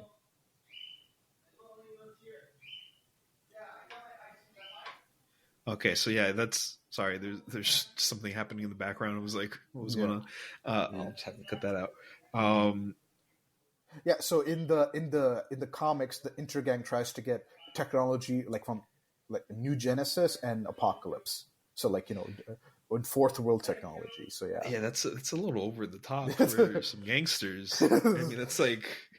I mean, to be fair, they're like science gangsters, okay. Yeah, science gangsters. That's what they are. I know, that's just the funny. I'm a science. I mean, I guess there's science police, like science patrol. I guess that's not.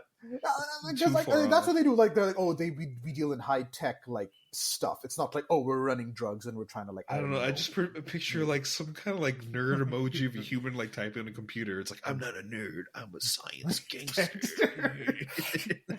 Oh your god. So like that's what But anyways, So like back to Long Halloween.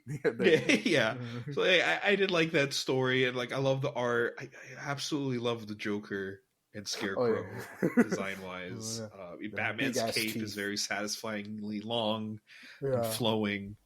And then like I like the whole like at least with like along Halloween, like the relationship between like Harvey Dent, Jim Gordon and Batman / Bruce Wayne. And all that, and then of course an acid to the face kind of ruined all that. Yeah. Okay. I don't remember much about Dark Victory because it's been a while. Long Halloween, I remember quite a bit, but like Dark Victory, not that much. But I do remember enjoying it. It's not as good as Long Halloween, but what did you thought about Dark Victory?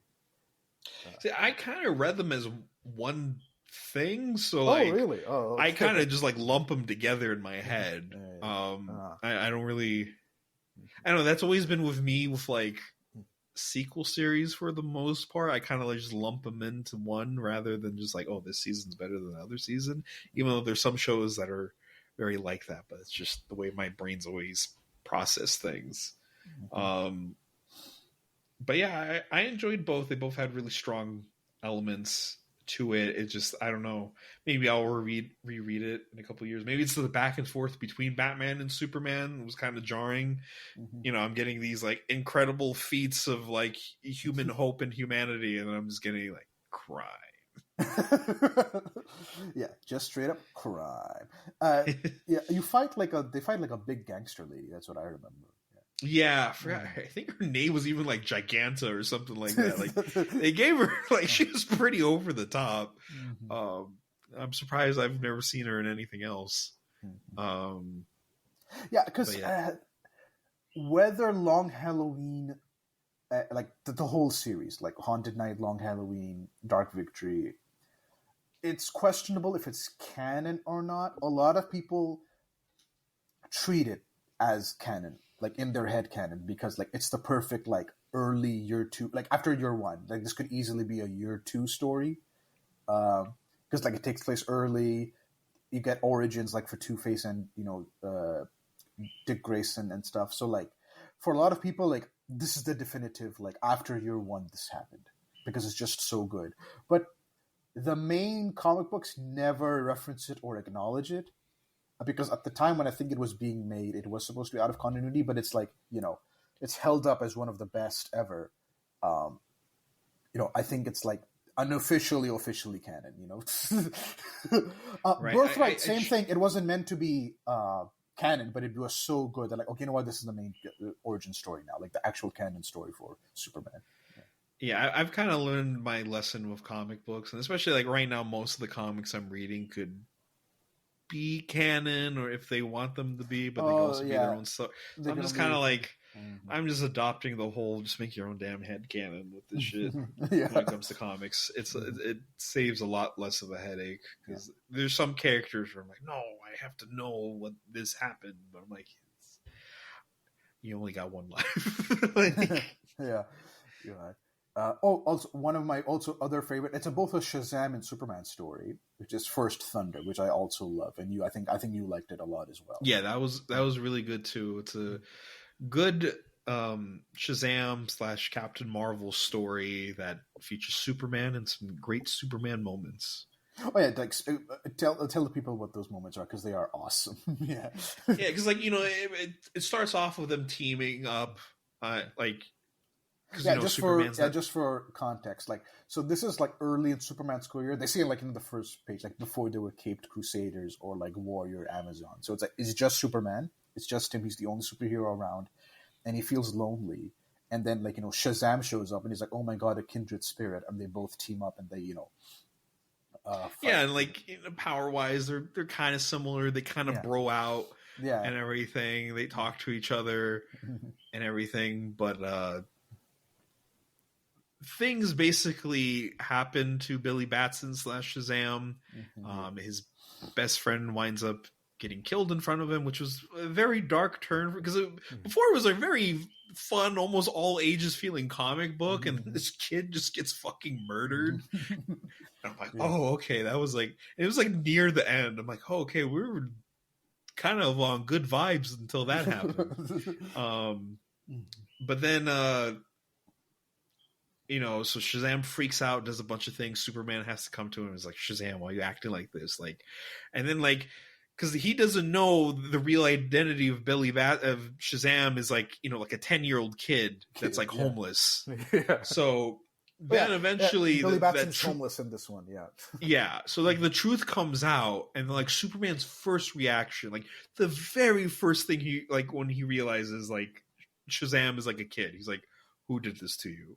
And then like, immediately, like I almost think like the next panel, he's just at the Rock of Eternity talking to the wizard. It's like, what is your problem? And then like the wizard's like, oh, destiny, and Superman's like, I am tired of you magic people and your destiny. He is a boy. He needs to live a happy life. But it's like, well, he has the power, so he has to. If he doesn't, who will? And it's just, it was a really good moment. Like, again, just showing that like Superman's just above and beyond. Yeah. There's one awesome moment at the very end of the comic book where like Superman, like as Clark Kent, goes to meet Billy Batson in this like again like this abandoned building, I think, and Billy Batson's like, "Who are you, Child Services?" And then Clark like takes off his disguise, unbutton his shirt. He's like, "No, I'm Superman," and like you get the implication that like, oh my god, Superman is going to raise Billy Batson, which I always thought would be a really cool idea. That like he's training the next generation of supermen, you could say. Yeah, that would be a good concept because like from my understanding, doesn't he kind of adopt other like alien kids and either like just that happened or something? That happened very recently in like the recent comics. He's adopted 2 kids from Warworld, and there's another story also by Jeff Johns. This one was First Thunder was by Judd Winnick, but like Jeff Johns wrote the story where like a kid who is like one of the who's like a surviving member of Krypton. He comes in. He names him Christopher after Christopher Reeves.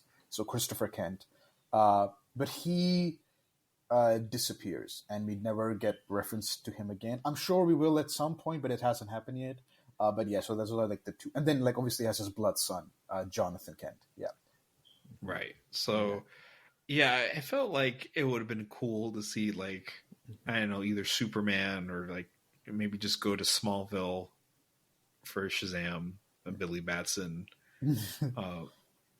Yeah, I always it's so good. I think that's definitely your first Judd Winnick comic, First Thunder. He did Under the Red Hood. Yeah. Oh, really? Yeah. He did both the comic and the movie. Is quite the Leap, whiplash.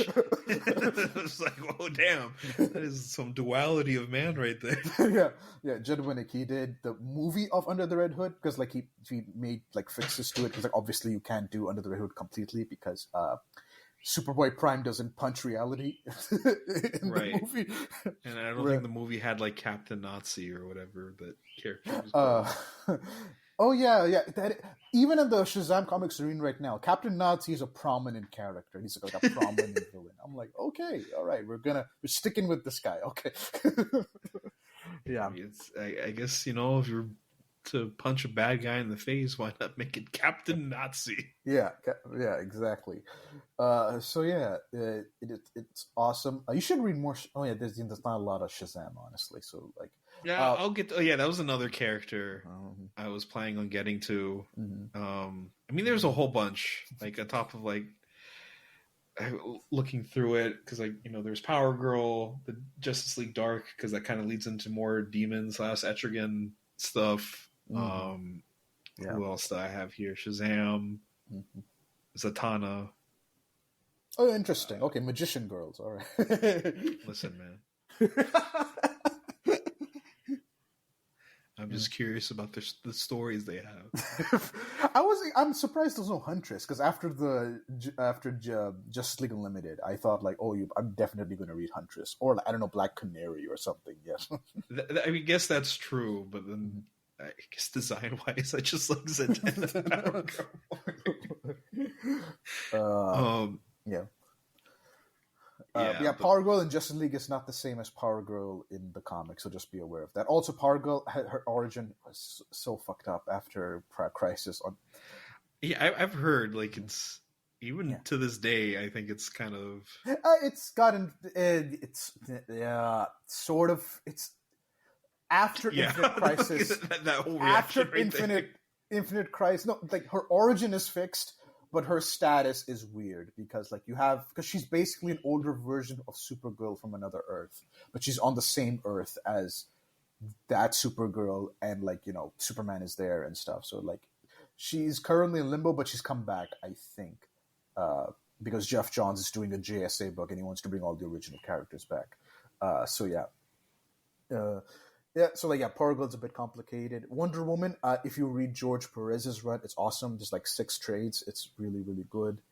So like there's one more Batman book I think we missed out on. Batman Ego. Now, I know nothing about this book. I haven't read it. I don't even know what's it about. I think all I know is about like Gotham as a city, like what it means and what it does and what it like. Yeah. It's more about like Batman, just kind of like his internal struggle with like Bruce Wayne and Batman. Oh, okay, yeah. Basically, I know nothing about this, so I can't contribute anything. I literally just read it today. So like it kind of kicks off with like, you know, Batman beating crap out of Joker, but then he goes to like find the guy the Joker was after, and he was about to throw himself off a building, and then like Batman saves him. And he's like, you don't get it, Batman, because like, you know, you just put Joker back in jail. He's not the type of guy to just like, you know, leave me hanging around. He's going to come back to me and like kill my family. So I had to kill them first before he could, and now I'm going to kill myself. And then he just shoots himself right in front of Batman, and Batman's like, holy shit, I did this. Oh my god. And that's like the cold open for the shit. Darwin Cook wrote this? Oh my god. Fucking like, yeah, so then Batman. For those who don't know, Darwin Cook is this cartoonist who wrote like DC, what is it, Frontier, which is like a very hopeful like book about DC Silver Age. And he has a very cartoonish, soft style. So like the fact that he wrote this, oh my god, jeez, okay. Yeah, it was pretty. I'm like, oh shit. And then then the rest of the comic is kind of like Bruce Wayne battling with his Batman identity, because he's kind of freaking out in the Batcave by himself, and he's like losing a lot of blood, so like some of this is probably in his head. And then like this big shadow appears in like his computer screen and shaped like a bat, and then Batman's like, who are you? And he's like, you know who I am. I'm your fear. I am Batman. And it's like, we didn't know each other for a while, but like I've always been with you, but when you lost your parents, that's when I was truly bored. and they're just basically having a conflict of ideas because like this Batman persona is like, why don't you be like Harvey Dent and have a split personality? You get to be Bruce Wayne, you live your life, but then when Batman's needed, I'll take care of business and start killing people. And it's like, no, that's what separates us. You know, we're not going to kill. And then like, it becomes like an ideological battle, which then kind of gets messed up because then like this Batman fear persona just shoots like an energy blast at Bruce Wayne and like shoots him across the room. So then I'm like, okay, is that still in his head or did that just happen? Is this like Baki the Grappler where he just imagines so hard it becomes real?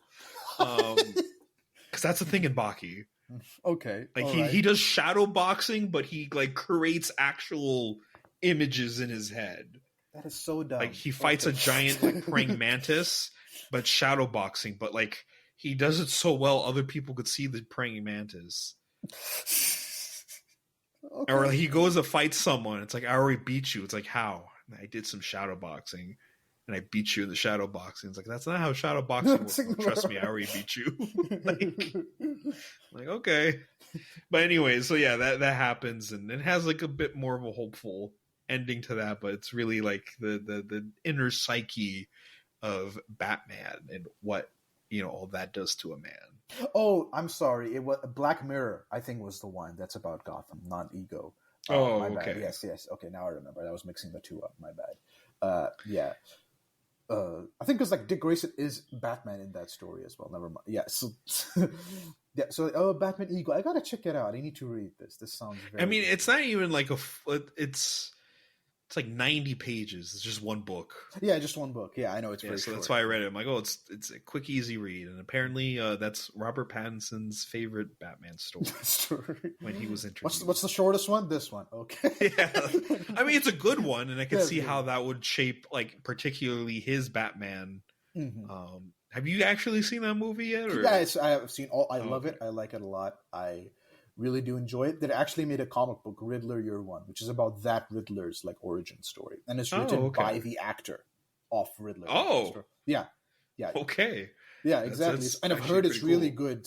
Like it's really, really good. So I'm like, oh, I need to read that when it's like all out because I think it's still currently coming out. But yeah, like Riddler Year One, it's what it's called. It's a Black Label book, which Black Label, God knows what the fuck that means. But yeah. Yeah, you know, comic book publishers and imprints and publishers. For those who don't know, DC Black Label, it started off as like, oh, this is going to be the adult-oriented, non-canon books. But then a fiasco happened with the book Batman Damned, where you could see Batman's dong. And like everybody started making fun of it and making fun of the story. And so DC backtracked. And they started re-releasing things under the Black Label, like Black Label label. Like All-Star Superman. There's a version you can buy where it has the Black Label logo on, the DC Black Label. And like Watchmen, Long Halloween as well. And at first I said, oh, this is going to be like basically, okay, this is their new version of Elseworlds. Got it. Then they released 3 Jokers, which is in canon, but it has a DC Black Label like sticker on it. Like, what the fuck? Okay. It's... Because wasn't like kind of what Vertigo was supposed to be for them back in the day? Yeah, but Vertigo closed. So I see. Yeah, so that's it. Yeah. Oh, that's good. That's a pretty good. Okay, so my recommendation would be Superman Kryptonite from Tim Sale. What else? The Man Who Laughs for Batman, because that's the canonical meeting of Batman Joker meeting the first time. So that's interesting. It actually takes place right after. I've actually read that one or not, because I might just be like in my mind blending it with Killing Joke, but yeah, I mean Killing Joke I need to reread Killing Joke. That was so long ago. Let's see, what else do I have? Let me just open up because I have quite a bit on my Kindle. Yeah, because I'm in Canada. Comixology doesn't exist here, so. Oh damn! Yeah. Or Kindle Prime. I mean, you read a lot of Matt Wagner's, books. Have I? Yeah, you did. Mad Monk and what do you call? Oh my God, there's so many. God damn it. Monster Men. Yeah, Night of the Monster Men and Mad Monk. Did you? No. Oh, okay. Yeah. So like when we read those, like just look up Batman, Matt Wagner, you'll get the whole, because those take place early in his career. The art is beautiful and it's awesome, and it's really, really good. I would say, okay, so this is in canon, but it's still awesome. It's like called Batman Tales of the Demon. It's basically his meeting Ra's al Ghul for the first time, so that's also pretty cool. But it has 70s art. All right, so I mean, I might be okay with that depending on how it is, but yeah. I myself need to read Arkham Asylum, so yeah, oh yeah, I still need to read that, but that's also behind the Ultra thing on the DC app. Oh really? Oh okay. I was almost tempted, but the Ultra is like $140 for the whole year. Yeah, I understand. I mean, if you think about it, if you're actually going to be buying these comics, you're saving money. I know, but like, I'm not interested in like, I don't know. Like, there are very specific volumes I want to buy and stuff, and right. I don't care about like the latest issues because I'm so far behind. It's like it doesn't really work. Either way, that's just me. Yeah. Let's see, for Superman, what else I can recommend? So yeah, that. Oh yeah, Catwoman. Read it. Catwoman When in Rome. There, and then for Superman, I mean, I can't think of any other like graphic novels. I think you could just start with like, I don't know, like Man of Steel. Oh, Superman American Alien. That's a really good one as well. I really, really enjoy that one. So that one's also on the list. Oh, yeah. Forgot after all this, another DCI book I read was Jurassic League. Oh yeah, okay, that I haven't read, but I've heard it's just a popcorn show. Yeah, it's just the Justice League as dinosaurs. They're still humans. Not everyone's a dinosaur. So they're the dinosaur Justice League protecting humans from like a dinosaur dark side. Yeah, they all have stupid names.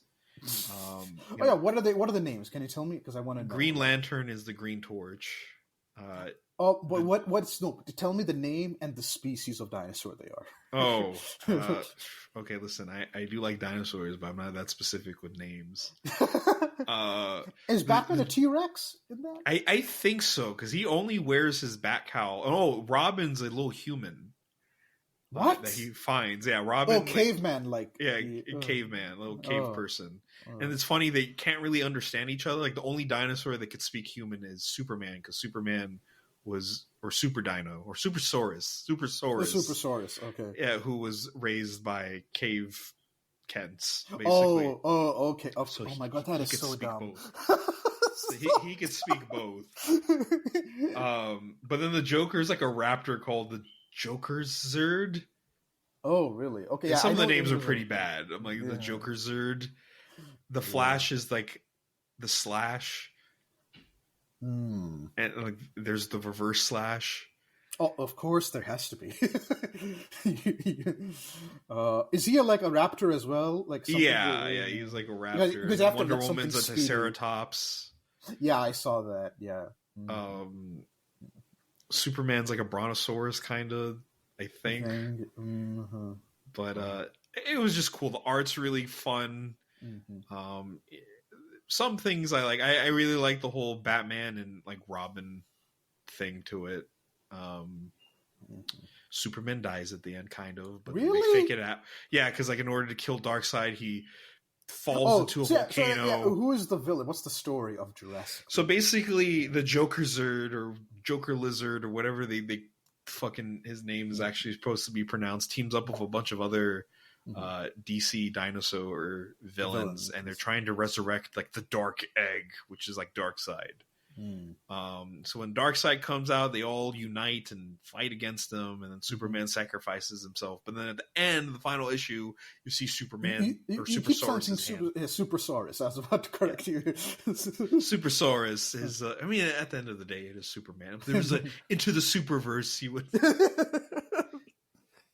So then his like arm comes out of the ground. It's like to be continued? Question mark. Oh, okay, fine. So like Superman's arm, Supersaurus's arm comes out of the ground. Okay. Yeah, so I don't know, maybe they might do a sequel, we might get others. I'm surprised there wasn't a Green Arrow character. I'm curious what they will do with Robin, because like Robin can only speak like the little, I mean, I don't think they gave it a name, but it's basically Robin, but the little human cave person that is following Batman around. At first can only speak human, but like throughout the comics slowly learns dinosaur words. So it could communicate with Batman. Or Bat-saur. This sounds so dumb. It is really dumb. Like, I don't even know why a dinosaur is dressing up like a bat. Like, you're a dinosaur. And you're a T-Rex. What, were you a baby? You were scared of a bat? Like, come on. Oh, yeah. Then what killed T-Rex? I think the Joker ate his parents right in front of him. But he's a T-Rex. Isn't he? What is it? That's what I thought. I don't know. Like... He's a green dinosaur, so like he wears a mask. I can't tell. The mask is very effective. I can't tell what it is. Oh, and there's like some dumb puns, like Gotham City is Growtham City. Oh my god, they're actual cities. I thought it was just jungle. All right. They have good representation. No, the humans kind of have a society. Oh, okay, all right. Yeah, okay. No, the cave people are like. I am very confused by the world building in this. There's a lot of in-depth questions to be asked about Jurassic League. This is like Primal. What's going on here? Yeah, a Primal makes way more sense at least. Yeah. I guess to an extent. Yeah. Speaking of that, you're not up to date with the newest show from Gendy. Unicorn, right? Yeah, I need to watch that. I didn't know all 5 episodes got released at the same time. I thought it was like a weekly thing. Before we had this call, I just watched like the 7th episode. I really don't know how to feel about the show. Really? Is like I'm so like I don't even know where like story wise it's kind of I don't know. Kind of fumbled in my opinion. I'm just kind of like damn. We went from Gendy, Primal go back to this. To Primal. That's what you're saying. The show looks beautiful, and I feel bad because apparently this is a show Gendy was really like has been working on for like 20 years. I'm like, really? I'm like, I don't know, buddy. The way this has been for me, maybe it needed 40 years. Like, I don't know. I thought Primal was something he was like, oh, this is like passion project because it feels like. Honestly, it does, but like it's weird because it's premiering on Adult Swim, but like besides like this one dick joke. It's been kind of like an all ages series. I don't know. It kind of is like too old school fantasy. Like again, it looks really nice, but occasionally characters, because it's very cartoony, will just do the dumbest faces, but it's in a very dramatic scene. And then there's this one character that's just very fucking annoying, and I hate him. Okay. All right. Okay, but I know I'll give my thoughts on it when I see it. Like, I can't really give any thoughts on it right now. I'm almost done with Gargoyles, though. I'm on the last season of that. Yeah. Why? Okay, so it's called Goliath Chronicles. Why did they change the name? Also, I feel the animation took a downslide. I feel that that's why they changed it. I forgot because I watched Gargoyles like last year, or the year before that. Mm-hmm. Maybe the year before that because I was still in Florida when I was watching it. I don't know. Some studio stuff happened. That's also why it's like the shortest season. Okay. I think they were kind of like well aware that it was being canceled at that time. I'm not too sure about that, but I remember maybe it changed stations. I'm not sure. Really? Oh, okay. Because I know at the time a lot of things were going from Disney, and I think they were being like migrated to like ABC Family. Oh, which Disney eventually I think bought anyways. But yeah. Now Disney's just buying everything. It's like it's like the Galactus of brands. Yeah. Oh, okay. Alrighty.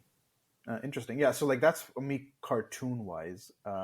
After that, I think I'm not sure what I'm gonna watch after this because like. Oh, I think I know Darkwing Duck most likely because I really want to finish that. I've never finished Darkwing Duck. I don't even think I watched Darkwing Duck. Oh, I think especially now since you're reading superhero stuff, you'll like it. Maybe, but then there's also like I don't know. Half the stuff I read, for some reason, I feel like, no, I'm above Darkwing Duck. Something mentally, I'm like, that's not right.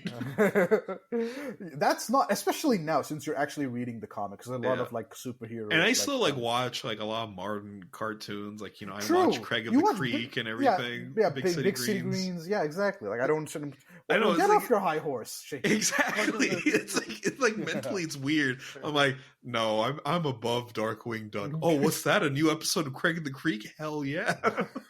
It's the Yu-Gi-Oh episode. Also, just a word of advice, and this is for anybody who's like getting into Superman via the DC app. My recommendation is don't. Read the collections. There are 4 things because when DC reboots itself in 1986, they start Superman from scratch, so it's like a perfect starting point into the DC universe as well as Superman. Read the Man of Steel collections. They're like 4 volumes, and then there's like this omnibus thing that you can read. It's not available like digitally, but you can get it, certain places, if you get what I mean. Yo. Yeah. So then read that, because like, again, 3 Superman titles at the same time, then they get a 4th one later on. It's Superman, Adventures of Superman in Action Comics. So yeah. Yeah, that's just crazy. And literally, if you read in the app, like the Triangle era, they started much later. I don't know why. Oh, because that's when they actually started putting the triangle on it. But before they didn't. So like the collections, they just put it in chronological order for you. It starts with Superman, and then you go to Adventures of Superman, and then you go Action Comics, then you go back to Superman. So like, the book just does it for you, so you don't have to think about it. But like, yeah, my recommendation would be just read the collections. Don't bother with the app until you hit the Triangle era. Then like, yeah, fine, the Triangle era collections, they just do it for you. But yeah, that's the curse of reading Superman like that during this time. Yeah, eventually when I make my comic book video, that's going to be the pain in the butt to explain. Yeah, like all that bullshit that comes to just, I'm like, dude, I just want to read the story. Like, can you imagine One Piece pull all this shit like comic does? Yeah, like for those who are having trouble understanding, imagine if, like, I think we spoke about this before, like if One Piece, if I think in the first episode, if every flashback was its own spin-off, its own spin-off side story that you had to buy separately or like read separately, and it was numbered differently, like just keep it all in one place. 5 One Piece titles releasing every month. Oh yeah, One Piece Pirate Adventure, I don't know, One Piece King of the Seven Seas, I don't know, One Piece, I like just whatever dumb subtitle you can think of. One Piece Romance Dawn or something like that. I mean, that's the name of the first arc, right? But I'm pretty sure they would probably turn that into like an ongoing series. That's another way too. Like each arc, the numbering restarts. So like Romance Dawn volumes 1 to, I don't know, 20, and then like what's the next arc? What's the next arc? I don't know. Oh wait, is it? It's not Fishman Island, but it's like similar. I don't know what it's called. But either way, like One Piece has like sagas, but in them are like arcs too, because like in the beginning you had like Arlong Syrup Village or whatever Usopp's village was called, and then oh right, yeah. But that was all part of like what was the place where the East Blue? So that's like part of the greater East Blue arc or saga. But in them is miniature arcs and yeah. So like, yeah, it's like, imagine like, I don't know, Romance Dawn is like volumes 1 to 20, and then I don't know, Impel Down, it starts again, like chapter 1, volume 1. Like, it's like dumb. Like, just keep it going. I don't get it, and keep one number for God's sakes. Yeah, which is again, like, we have to preface this too, because like a lot of people think that's just like all American. All right, that's not all comics. Like Flash just keeps going like one series. Yeah. It doesn't. There are one-offs here and there, but like thankfully the collections have them. So yeah. And then like I feel like that's mostly like a Marvel and DC problem. I don't know. It's like Image also do that shit. Walking Dead doesn't do it. Invincible kind of did it a little bit, but not that much. You can skip those. Honestly, they're not really that good. The spin-offs and they're very small. Spawn has definitely done it a lot. So it is mainly a Marvel and DC thing. With indies like Image, it depends on the title itself. Like Saga, for example, it hasn't done that. It's just like one continuous title constantly. And we talk about superheroes a lot, but it makes up the majority of American comics, but it's not like... it's not everything. There's also Valiant, which nobody else talks about, which is like the third biggest. Although some are arguing that like maybe the Massiveverse is bigger than Valiant right now.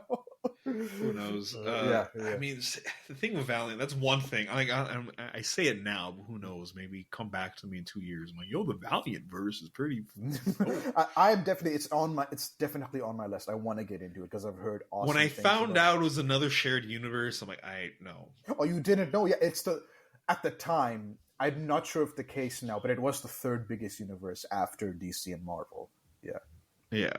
I'm like, I'm barely surviving with DC and Marvel. Yeah, and Marvel. That's my it. problem. It's like I don't know when I'll have time for you because like DC and Marvel is like occupying like DC in itself is already, but I'm like managing somehow with like two big universes. But then you have Valiant, which is like I want to read you and I will read you at some point, but like man, give me time. Yeah, because like then there's other superheroes that kind of want to read that are not necessarily. I guess they've kind of expanded into a universe because then there's like Hellboy. Yeah, Hellboy has its own universe. I mean, we already talked about like Radiant Black Massiveverse. That's its own universe now. Which I'm so behind on all of that business. I'm behind on ongoing comics because it's again, it's one of those things that's weird in my head. Keeping up with a monthly manga, no problem. Keeping up with a monthly comic, dude, like what the? I think it's because a lot of manga are weekly, whereas comic books are monthly. So like there's a longer gap. Maybe that's why. I guess, and also because there's no centralized app as well. Right, and then like the way, I guess the way I'm notified, because like it's a lot easier to go browse through a unofficial manga website and find all your favorites and keep up to date by just looking at latest updated. Yeah, but with comic books, it's not as easy, and it's not too the much apps of my for norm DC Marvel yet. unfortunately aren't as intuitive as like Shonen Jump or Viz, which like I don't like. A lot of people are saying just copy it, like it's like very similar because like Shonen Jump's backlog can rival DC and Marvel easily, but like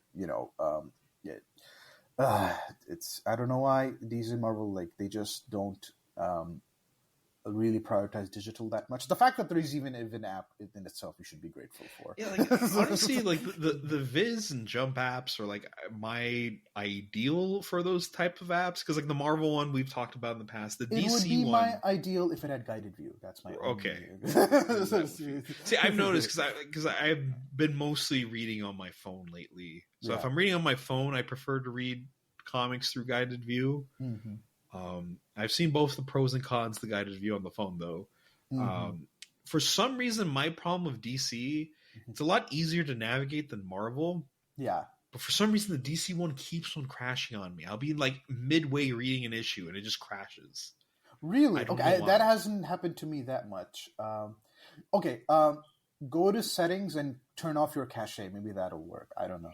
Maybe that's what I had to do. Yeah, it's just a minor annoyance that it'll just like do that to me because like I've never had that problem with it. My only real issue that I have with it's not even that big of an issue. It's almost a non-issue, but I find it weird that I'm paying for Viz, but like the download chapters, like at least most things that let you download things, you download it, it's there to stay.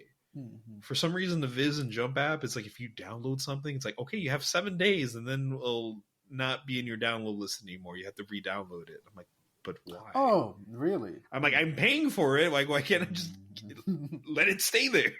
Like, okay, I get having a download limit. Like, if I just downloaded the entirety of One Piece right now, okay, I understand. I understand that.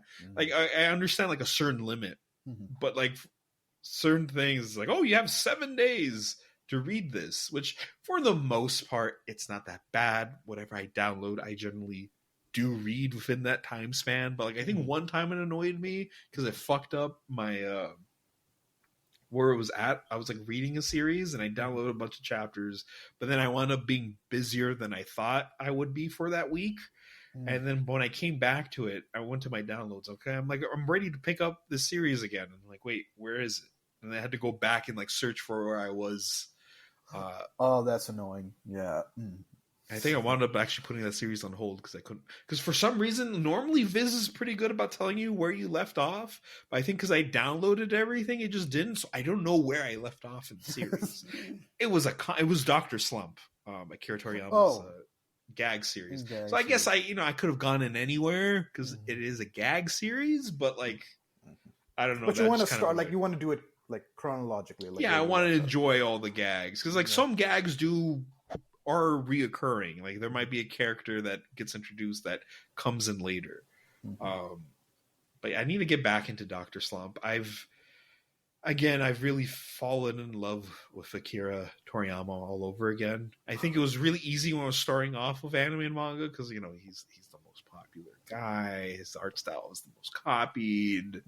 Blah blah blah. So it's easy to kind of just forget, like, man, what a genius this guy is! What a fantastic artist he is. Like, I've been loving. I'm not sure if you've been keeping up to date with it. He made a short manga series called Sandland.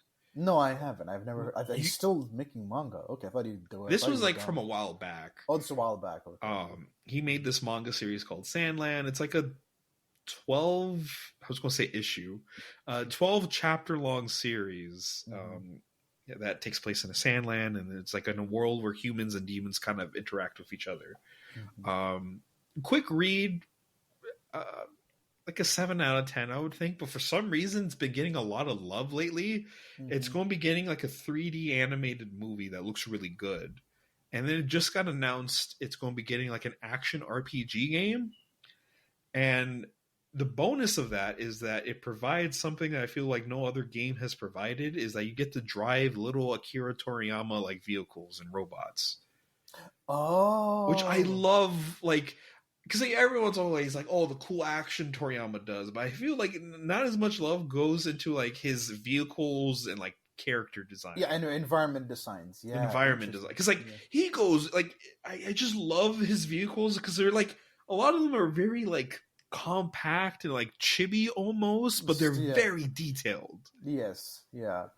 Huh. That's interesting. Yeah, we've never gotten it because it's always like it's more about the human characters and their weapons and then their fighting that they're doing. But yeah, interesting. Man, Toriyama just making bank on bank on bank. Like Dragon Ball is making money. Dragon Quest is constantly making money because he's like doing the design for it. Yeah. And then, now this as well. Okay. Yeah. Yeah, we're going to be getting a new Dragon Quest Monsters game, which I'm excited for. I need to finish one day Dragon Quest 11. Yeah. Oh, you have Dragon Quest 11? No, I don't. Oh. Listen, Digimon, Breath of the Wild, Luigi's Mansion, Odyssey, they're all keeping me busy. I want to get Sonic later, though. I've never been. Dude, we should do a gaming podcast, too. True, but like we're both noobs, though, so I don't know how much, but I think we'll just annoy people. Yeah. Well, see, I've been quote unquote more of a gamer recently. Oh my god! I think same for me actually. Now that I think about it. See, this is our gamer and comic book era. Anime and manga is old. No, I'm just kidding. I mean, well, I wanted to get into Mega Man, but I just realized, oh my god, there are Mega Man comics, and the art style looks really, really fun and awesome. I've always loved the art style and music for Mega Man, but like I've seen people play the original like NES games. I'm like, no.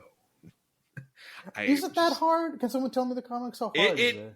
It's no, like at least the original ones are known for being pretty difficult. Like, of course, it's like, see, that's why I like RPGs or like stuff like that, because I think one of our friends that we had in Dubai, he explained it best. The thing about RPG games is like the more you play them, the better you get because you level up and everything. Which sure you could say that with platformers and fighting games. Like obviously, the more you play, the more you understand the controls and blah blah blah. But even for the most part, there still needs to be that like hand-eye coordination and reflex and everything that like not everyone is as good at as with others. I still feel like sometimes I'm like I don't have that down pat. Like I still kind of struggle with certain Sonic games.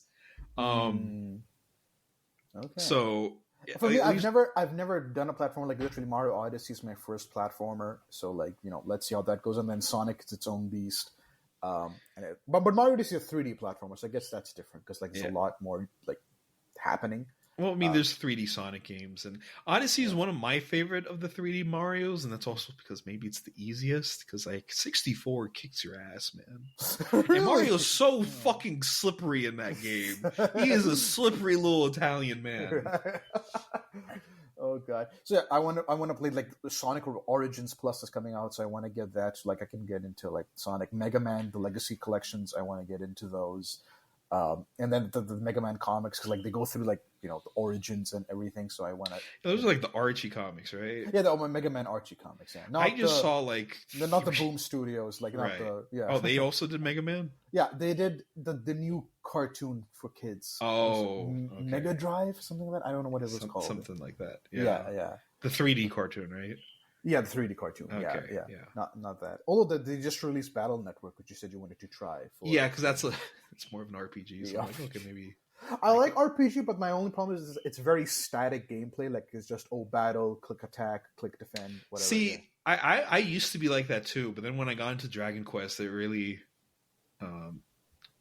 opened up my eyes to the greater potential of those types of games. I mean, you're playing Digimon, which is essentially just that right now. Yeah, I know it is, but like I'm not saying it's bad. I'm just like, but like I kind of need.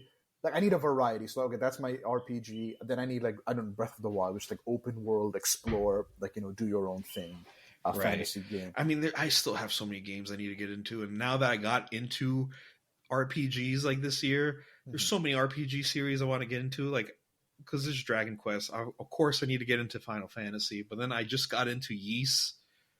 What the fuck is Ys? I think that's how you pronounce it. The title literally is YS. I don't know why it's called that. I've only played like 2 games, but you play as like a redhead adventurer who just keeps on getting washed up in different countries and goes on adventures.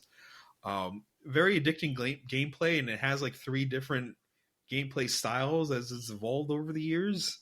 I guess it's kind of like Zelda. You're just the guy with a sword going to a village and you get into adventures, but like even though they're pretty small scaled games, at least in the ones I've played, like I feel like they have a really good sense of adventure. Like the other one I just played, which is called Memories of Salsetta. You start off with amnesia, you're in a town and like, hey, I'll make you a deal. You go explore this forest and I'll give you money. So you're just exploring this forest. It's like uncharted and you're collecting your memories back while you're in that forest. And as you're in this forest, you discover other villages that don't know there's life outside of that village, and has a really good sense of adventure despite it being like way smaller than like you're probably getting in Breath of the Wild. So I just like, I mean, Breath of the Wild also has a really good sense of adventure. I remember playing that game and like every time I was about to turn it off, I'm like, but wait, what's that on the horizon? I'm starting it again, even though Tears of the Kingdom has come out, and like YouTube is constantly giving me spoilers for Tears of the Kingdom. But like, yeah, I haven't been spoiled too much. I'm just seeing crazy shit people are making, which is hilarious. People are like just making fucking Gundams in that game. Yeah, so like because I never finished Breath of the Wild. I got to a certain point and I stopped when I got the Master Sword. But like again, it's been like 2-3 years since I played it, so I've forgotten all the controls, all the little gimmicks and stuff, and the story even. So I'm like, oh, you know what? I'm going to start from the beginning again. I don't care. No, that's going to be me. Yeah, same thing I think with Luigi's Mansion. I was like, I got to the second last floor. This is the last floor left of the hotel where you have to like exorcise ghosts and stuff. Need to start that from the beginning again because I forgot everything. But so yeah, oh my god, there's a lot of repeat. I got to repeat X-Men. Yeah, you're big on repeating. Because like what happens is that like when there's a significant amount of gap and I get into other things and I don't go back to that original thing, like that's when it starts becoming a problem. If I finish it, then it's not an issue. But yeah, that's true. I mean, with certain games, I think I've sometimes felt like that, but either I get lucky and the game has a recap thing. Like Dragon Quest XI is really, a lot of people are saying it's old people friendly. Because anytime you boot up that game, it tells you, like, there's literally, like, as it's loading up, it's like, hey, here's what's happening in the story. So, like, you know exactly where you are and what your next goal is supposed to be. So, like, okay, I know what I need to do now. Other games, you're like, wait, where am I? Who am I? What can I do? What do I have? Like, what's going on here? By the way, Sheen, it's interesting because, like, I'm getting into Sonic. I watched the Sonic movies, by the way, 1 and 2. Oh, God. Yeah, I like them. Second one, there's a 10-minute long scene where it's just humans. I'm like, what the? I do not fucking understand that. I mean, see, like, all the video game movies we've been getting recently, like Pokemon, the Sonic movies, even the Mario movie, I like them, but I come out of them being like, yeah, I would like that a lot if I was a kid. Mm-hmm. Like, that's how they haven't really hit me where I'm like, that's just a good movie. Yeah, I mean, Mario Brothers I was fine with, just really entertaining. I don't understand why Sonic had to be in the real world. Couldn't you just do it in his own cartoon world? Although I love Jim Carrey's performance in it, though. Like, Jim Carrey is good. I'm looking forward to the third movie because they're going to have Shadow, and if Shadow does not say "damn" once in that movie, because it's PG, they could say "damn" like a couple of times. Oh, okay. If he doesn't say "damn" or hold someone at a gunpoint, really? Oh my god! What's the fucking point? I don't want it. Yeah, I enjoyed the movies. I do like that is minus the like the human characters don't need to be here that much, especially that one 10 minute long baffling decisions to me. Yeah, I'm like because at first like the wedding's just in the background. It's like small 2-3 minute scenes. I'm like, you know what? Fine, okay, I get it. There are humans in this. You need for them something to do. But then you have like this good 10-15 minute long section where it's just the humans, and it's like about that fucked up like fake wedding. And I'm like, why? Yeah, and like you're advertising this has nothing like the fucking to do hotel with the main the Hawaii hotel. And I'm like, this has nothing to do with anything. You can delete this, and the plot doesn't change one bit. I don't give a shit about this chick's wedding. Like, yeah, like I'm normally because like there's a lot of people I've seen on YouTube that are like very sensitive when it comes to seeing brands in a movie. It's like, oh, of course, product placement. It's a guy drinking a Pepsi. I'm like, okay, well, it's in the real world and he's drinking soda. What do you want him to drink? You know, like some people are like, oh, how dare they put that in my face? I'm like, it's Pepsi. Like, what do you want him to drink? Pepsi? I think that would take me out of the movie more. If it was just some fake ass soda. Maybe, really? But like, because I know people that love the fake restaurants in anime, like McDonald's or like whatever. Like, it's fun, but like some people are like, oh, it ruins my immersion when I see Pepsi and like X, Y, and Z. Like obviously, if the character is looking at the screen, like, I can't beat the fresh, crisp taste of Pepsi. Yeah, okay, I would understand that. But like, I've seen people like, oh, product placement when it's like in the background. It's like it's in a person's house. I'm like, I could go downstairs. My house probably looks the same way. Like I don't know what the problem is, unless you live in a brandless house. Which I don't know in this day and age how you do that. But okay, go off. Okay. But anyways, like I'm normally pretty like all right with like product placements in movies, but the Sonic movies are like Sonic 2 with a hotel. In Sonic 1, there's like the whole like scene of just like, hey, I could give you Olive Garden. I'm like, oh yeah, there was a lot of Olive Garden references. I'm like, that was like really cringe. I'm like, what the fuck? Stop saying. Oh my god. Okay, I get it. Olive Garden paid you, like whatever. But like, ugh. And like it lasts uncomfortably long. I'm like, come on, you're Sonic. You have to have had money where you didn't need to like suck off this company. Maybe Sega's just doing that bad. I don't know. Also, okay, so I was getting like, so I watched the Sonic movies. I like want to try out the game because Sonic Origins Plus is coming out. I want to get into that because I want to get into 2D Sonic first and Sonic Mania, and then they announced Sonic Superstars, which is like the new latest game that's coming out. That's going to be like 3D side-scrolling platformer from the looks of it, with like classic Sonic characters, like not like. You know, there's like current modern Sonic and classic Sonic. Like this is going to have. Yeah, I saw the trailer. Sonic. Yeah. I'm like, oh my god, it's happening again. Oh no. Okay, I don't think we've had this lore of this podcast before. So you need to explain this. All right. So basically, I have felt that like when I get into something like any sort of franchise or fan base, all of a sudden I feel like I don't know, the world is following me, and then like a new product of that thing comes out, but like that weird awkward time, like like for example, I'm reading Judge Dredd, I'm thinking about Judge Dredd. One of our favorite YouTubers is like, oh, I'm also reading Judge Dredd. I'm like, what? Like randomly, and then like, you know, or like I felt that ever since I started getting into Toku's gotten bigger. Like I don't know, Ultraman solved their case, and like they have the full-on rights to Ultraman. They can release it on YouTube, or like, you know. Toei, even though it's doing it very poorly, they're like putting it on like streaming platforms and stuff. And I feel like, man, this all started happening after me. Maybe I'm the reason Toei is getting more. I'm sorry, as Tokusatsu is getting more popular. No, I'm telling you guys, like he literally, I think when Ryuki got a Blu-ray, he messaged me, be like, "Oh look, I got into Ryuki and it's getting a Blu-ray." I'm like, that was announced way before you got fucking into it, but he still said like, I don't get it. What's that? Oh, hey, look, this is happening. Guess what I'm watching? I'm like, motherfucker. So like, I get into Sonic, I watch the movies, I'm thinking about buying the games, and then suddenly, oh my god, new game. And it's not even like, it's not a new 3D game like Sonic Frontiers, like 3D Sonic. Like, no, it's classic Sonic. It's small with his round belly, and it's like in a 2D space. His round belly. Yeah, where it's like, when I'm getting into the classic 2D Sonic games, I'm like, man, it's happening again. The world just can't get enough of the Hamza. Yeah. Whatever that guy is into, I'm into. It's happened multiple times. Like, I've given Shane so many examples. Like, Shane, I got into this. Guess what? This other person is also. I will admit, sometimes it does. It is pretty uncanny. There's a couple times where like it's BS that was announced way before you even thought about it. There's a couple times where it is a little bit uncanny. I'm like, no fucking. And there's times I've gone to him too. I'm like, man, listen, I know you got into this, but look who's coming out. Like, sometimes you just gotta admit, like, it's weird.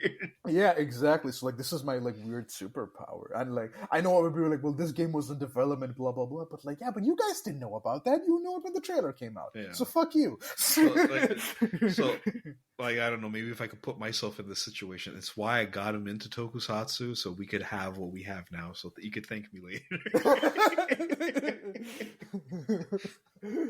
oh god. So yeah, like, this is like, I even at times at me, I'm like, man, I know it's weird because it's very specific. It wasn't just like, oh, this is the new 3D Sonic. Like, no, this is 2D Sonic. We're just making a side-scrolling 3D game out of it. And I'm like, okay, all right. Okay, I guess my trend-setting powers have not faded because it hasn't happened in a while. So, I mean, I guess, I don't know. I'm not sure if you told me or if I'm just now picking a new selection for you, but I think like around the time you're getting into Gargoyles is when the Dynamite comics came out. Oh yeah, when the Dynamite, yeah, like, so I was getting into Gargoyles, and then suddenly Dynamite announces like, oh, comics are coming out, and I'm like, once again, the Hamza strikes. Hamza strikes again. Yeah, the trend-setting master. Like, he's the recommendation master. I'm the trend-setting master. If you ever make the YouTube channel, that's going to be your like it's Darth Messiah, the trend-setting master. Yeah, like it's, man. I don't know why. I'm just happy my powers are back. It's been a while, so yeah. I'm still worthy of the powers. Yeah.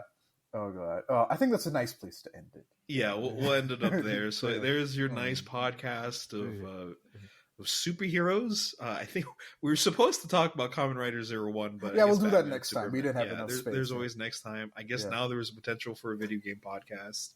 Yeah. But, oh my god, we started with superpowers and we ended on my superpower. It comes full circle. There you go. See? So, anyways, Falcon Punchers, stay punching. We'll see you guys in the next one. Oh, is that your new exit thing? Wait, I thought we established that last time. Did we? Oh, I don't remember. We did. Okay. I just ended the last one, so yeah. I thought I'd keep it sticking, but if not, no, we can. Okay. I just forgot that was going to be a thing. Like, we say a lot of dumb shit on this podcast. That's true. I forgot. Was it stay punching or stay fisting? I think it was stay fisting. I remember fisting being involved. Maybe, but stay punching makes more sense. I'm not Mr. Falcon Fist. Okay, fine. We'll change it. No problem. Who cares? There's no canon to this. Okay. Yeah, we don't have canon. Anyways, later. Later. Bye-bye.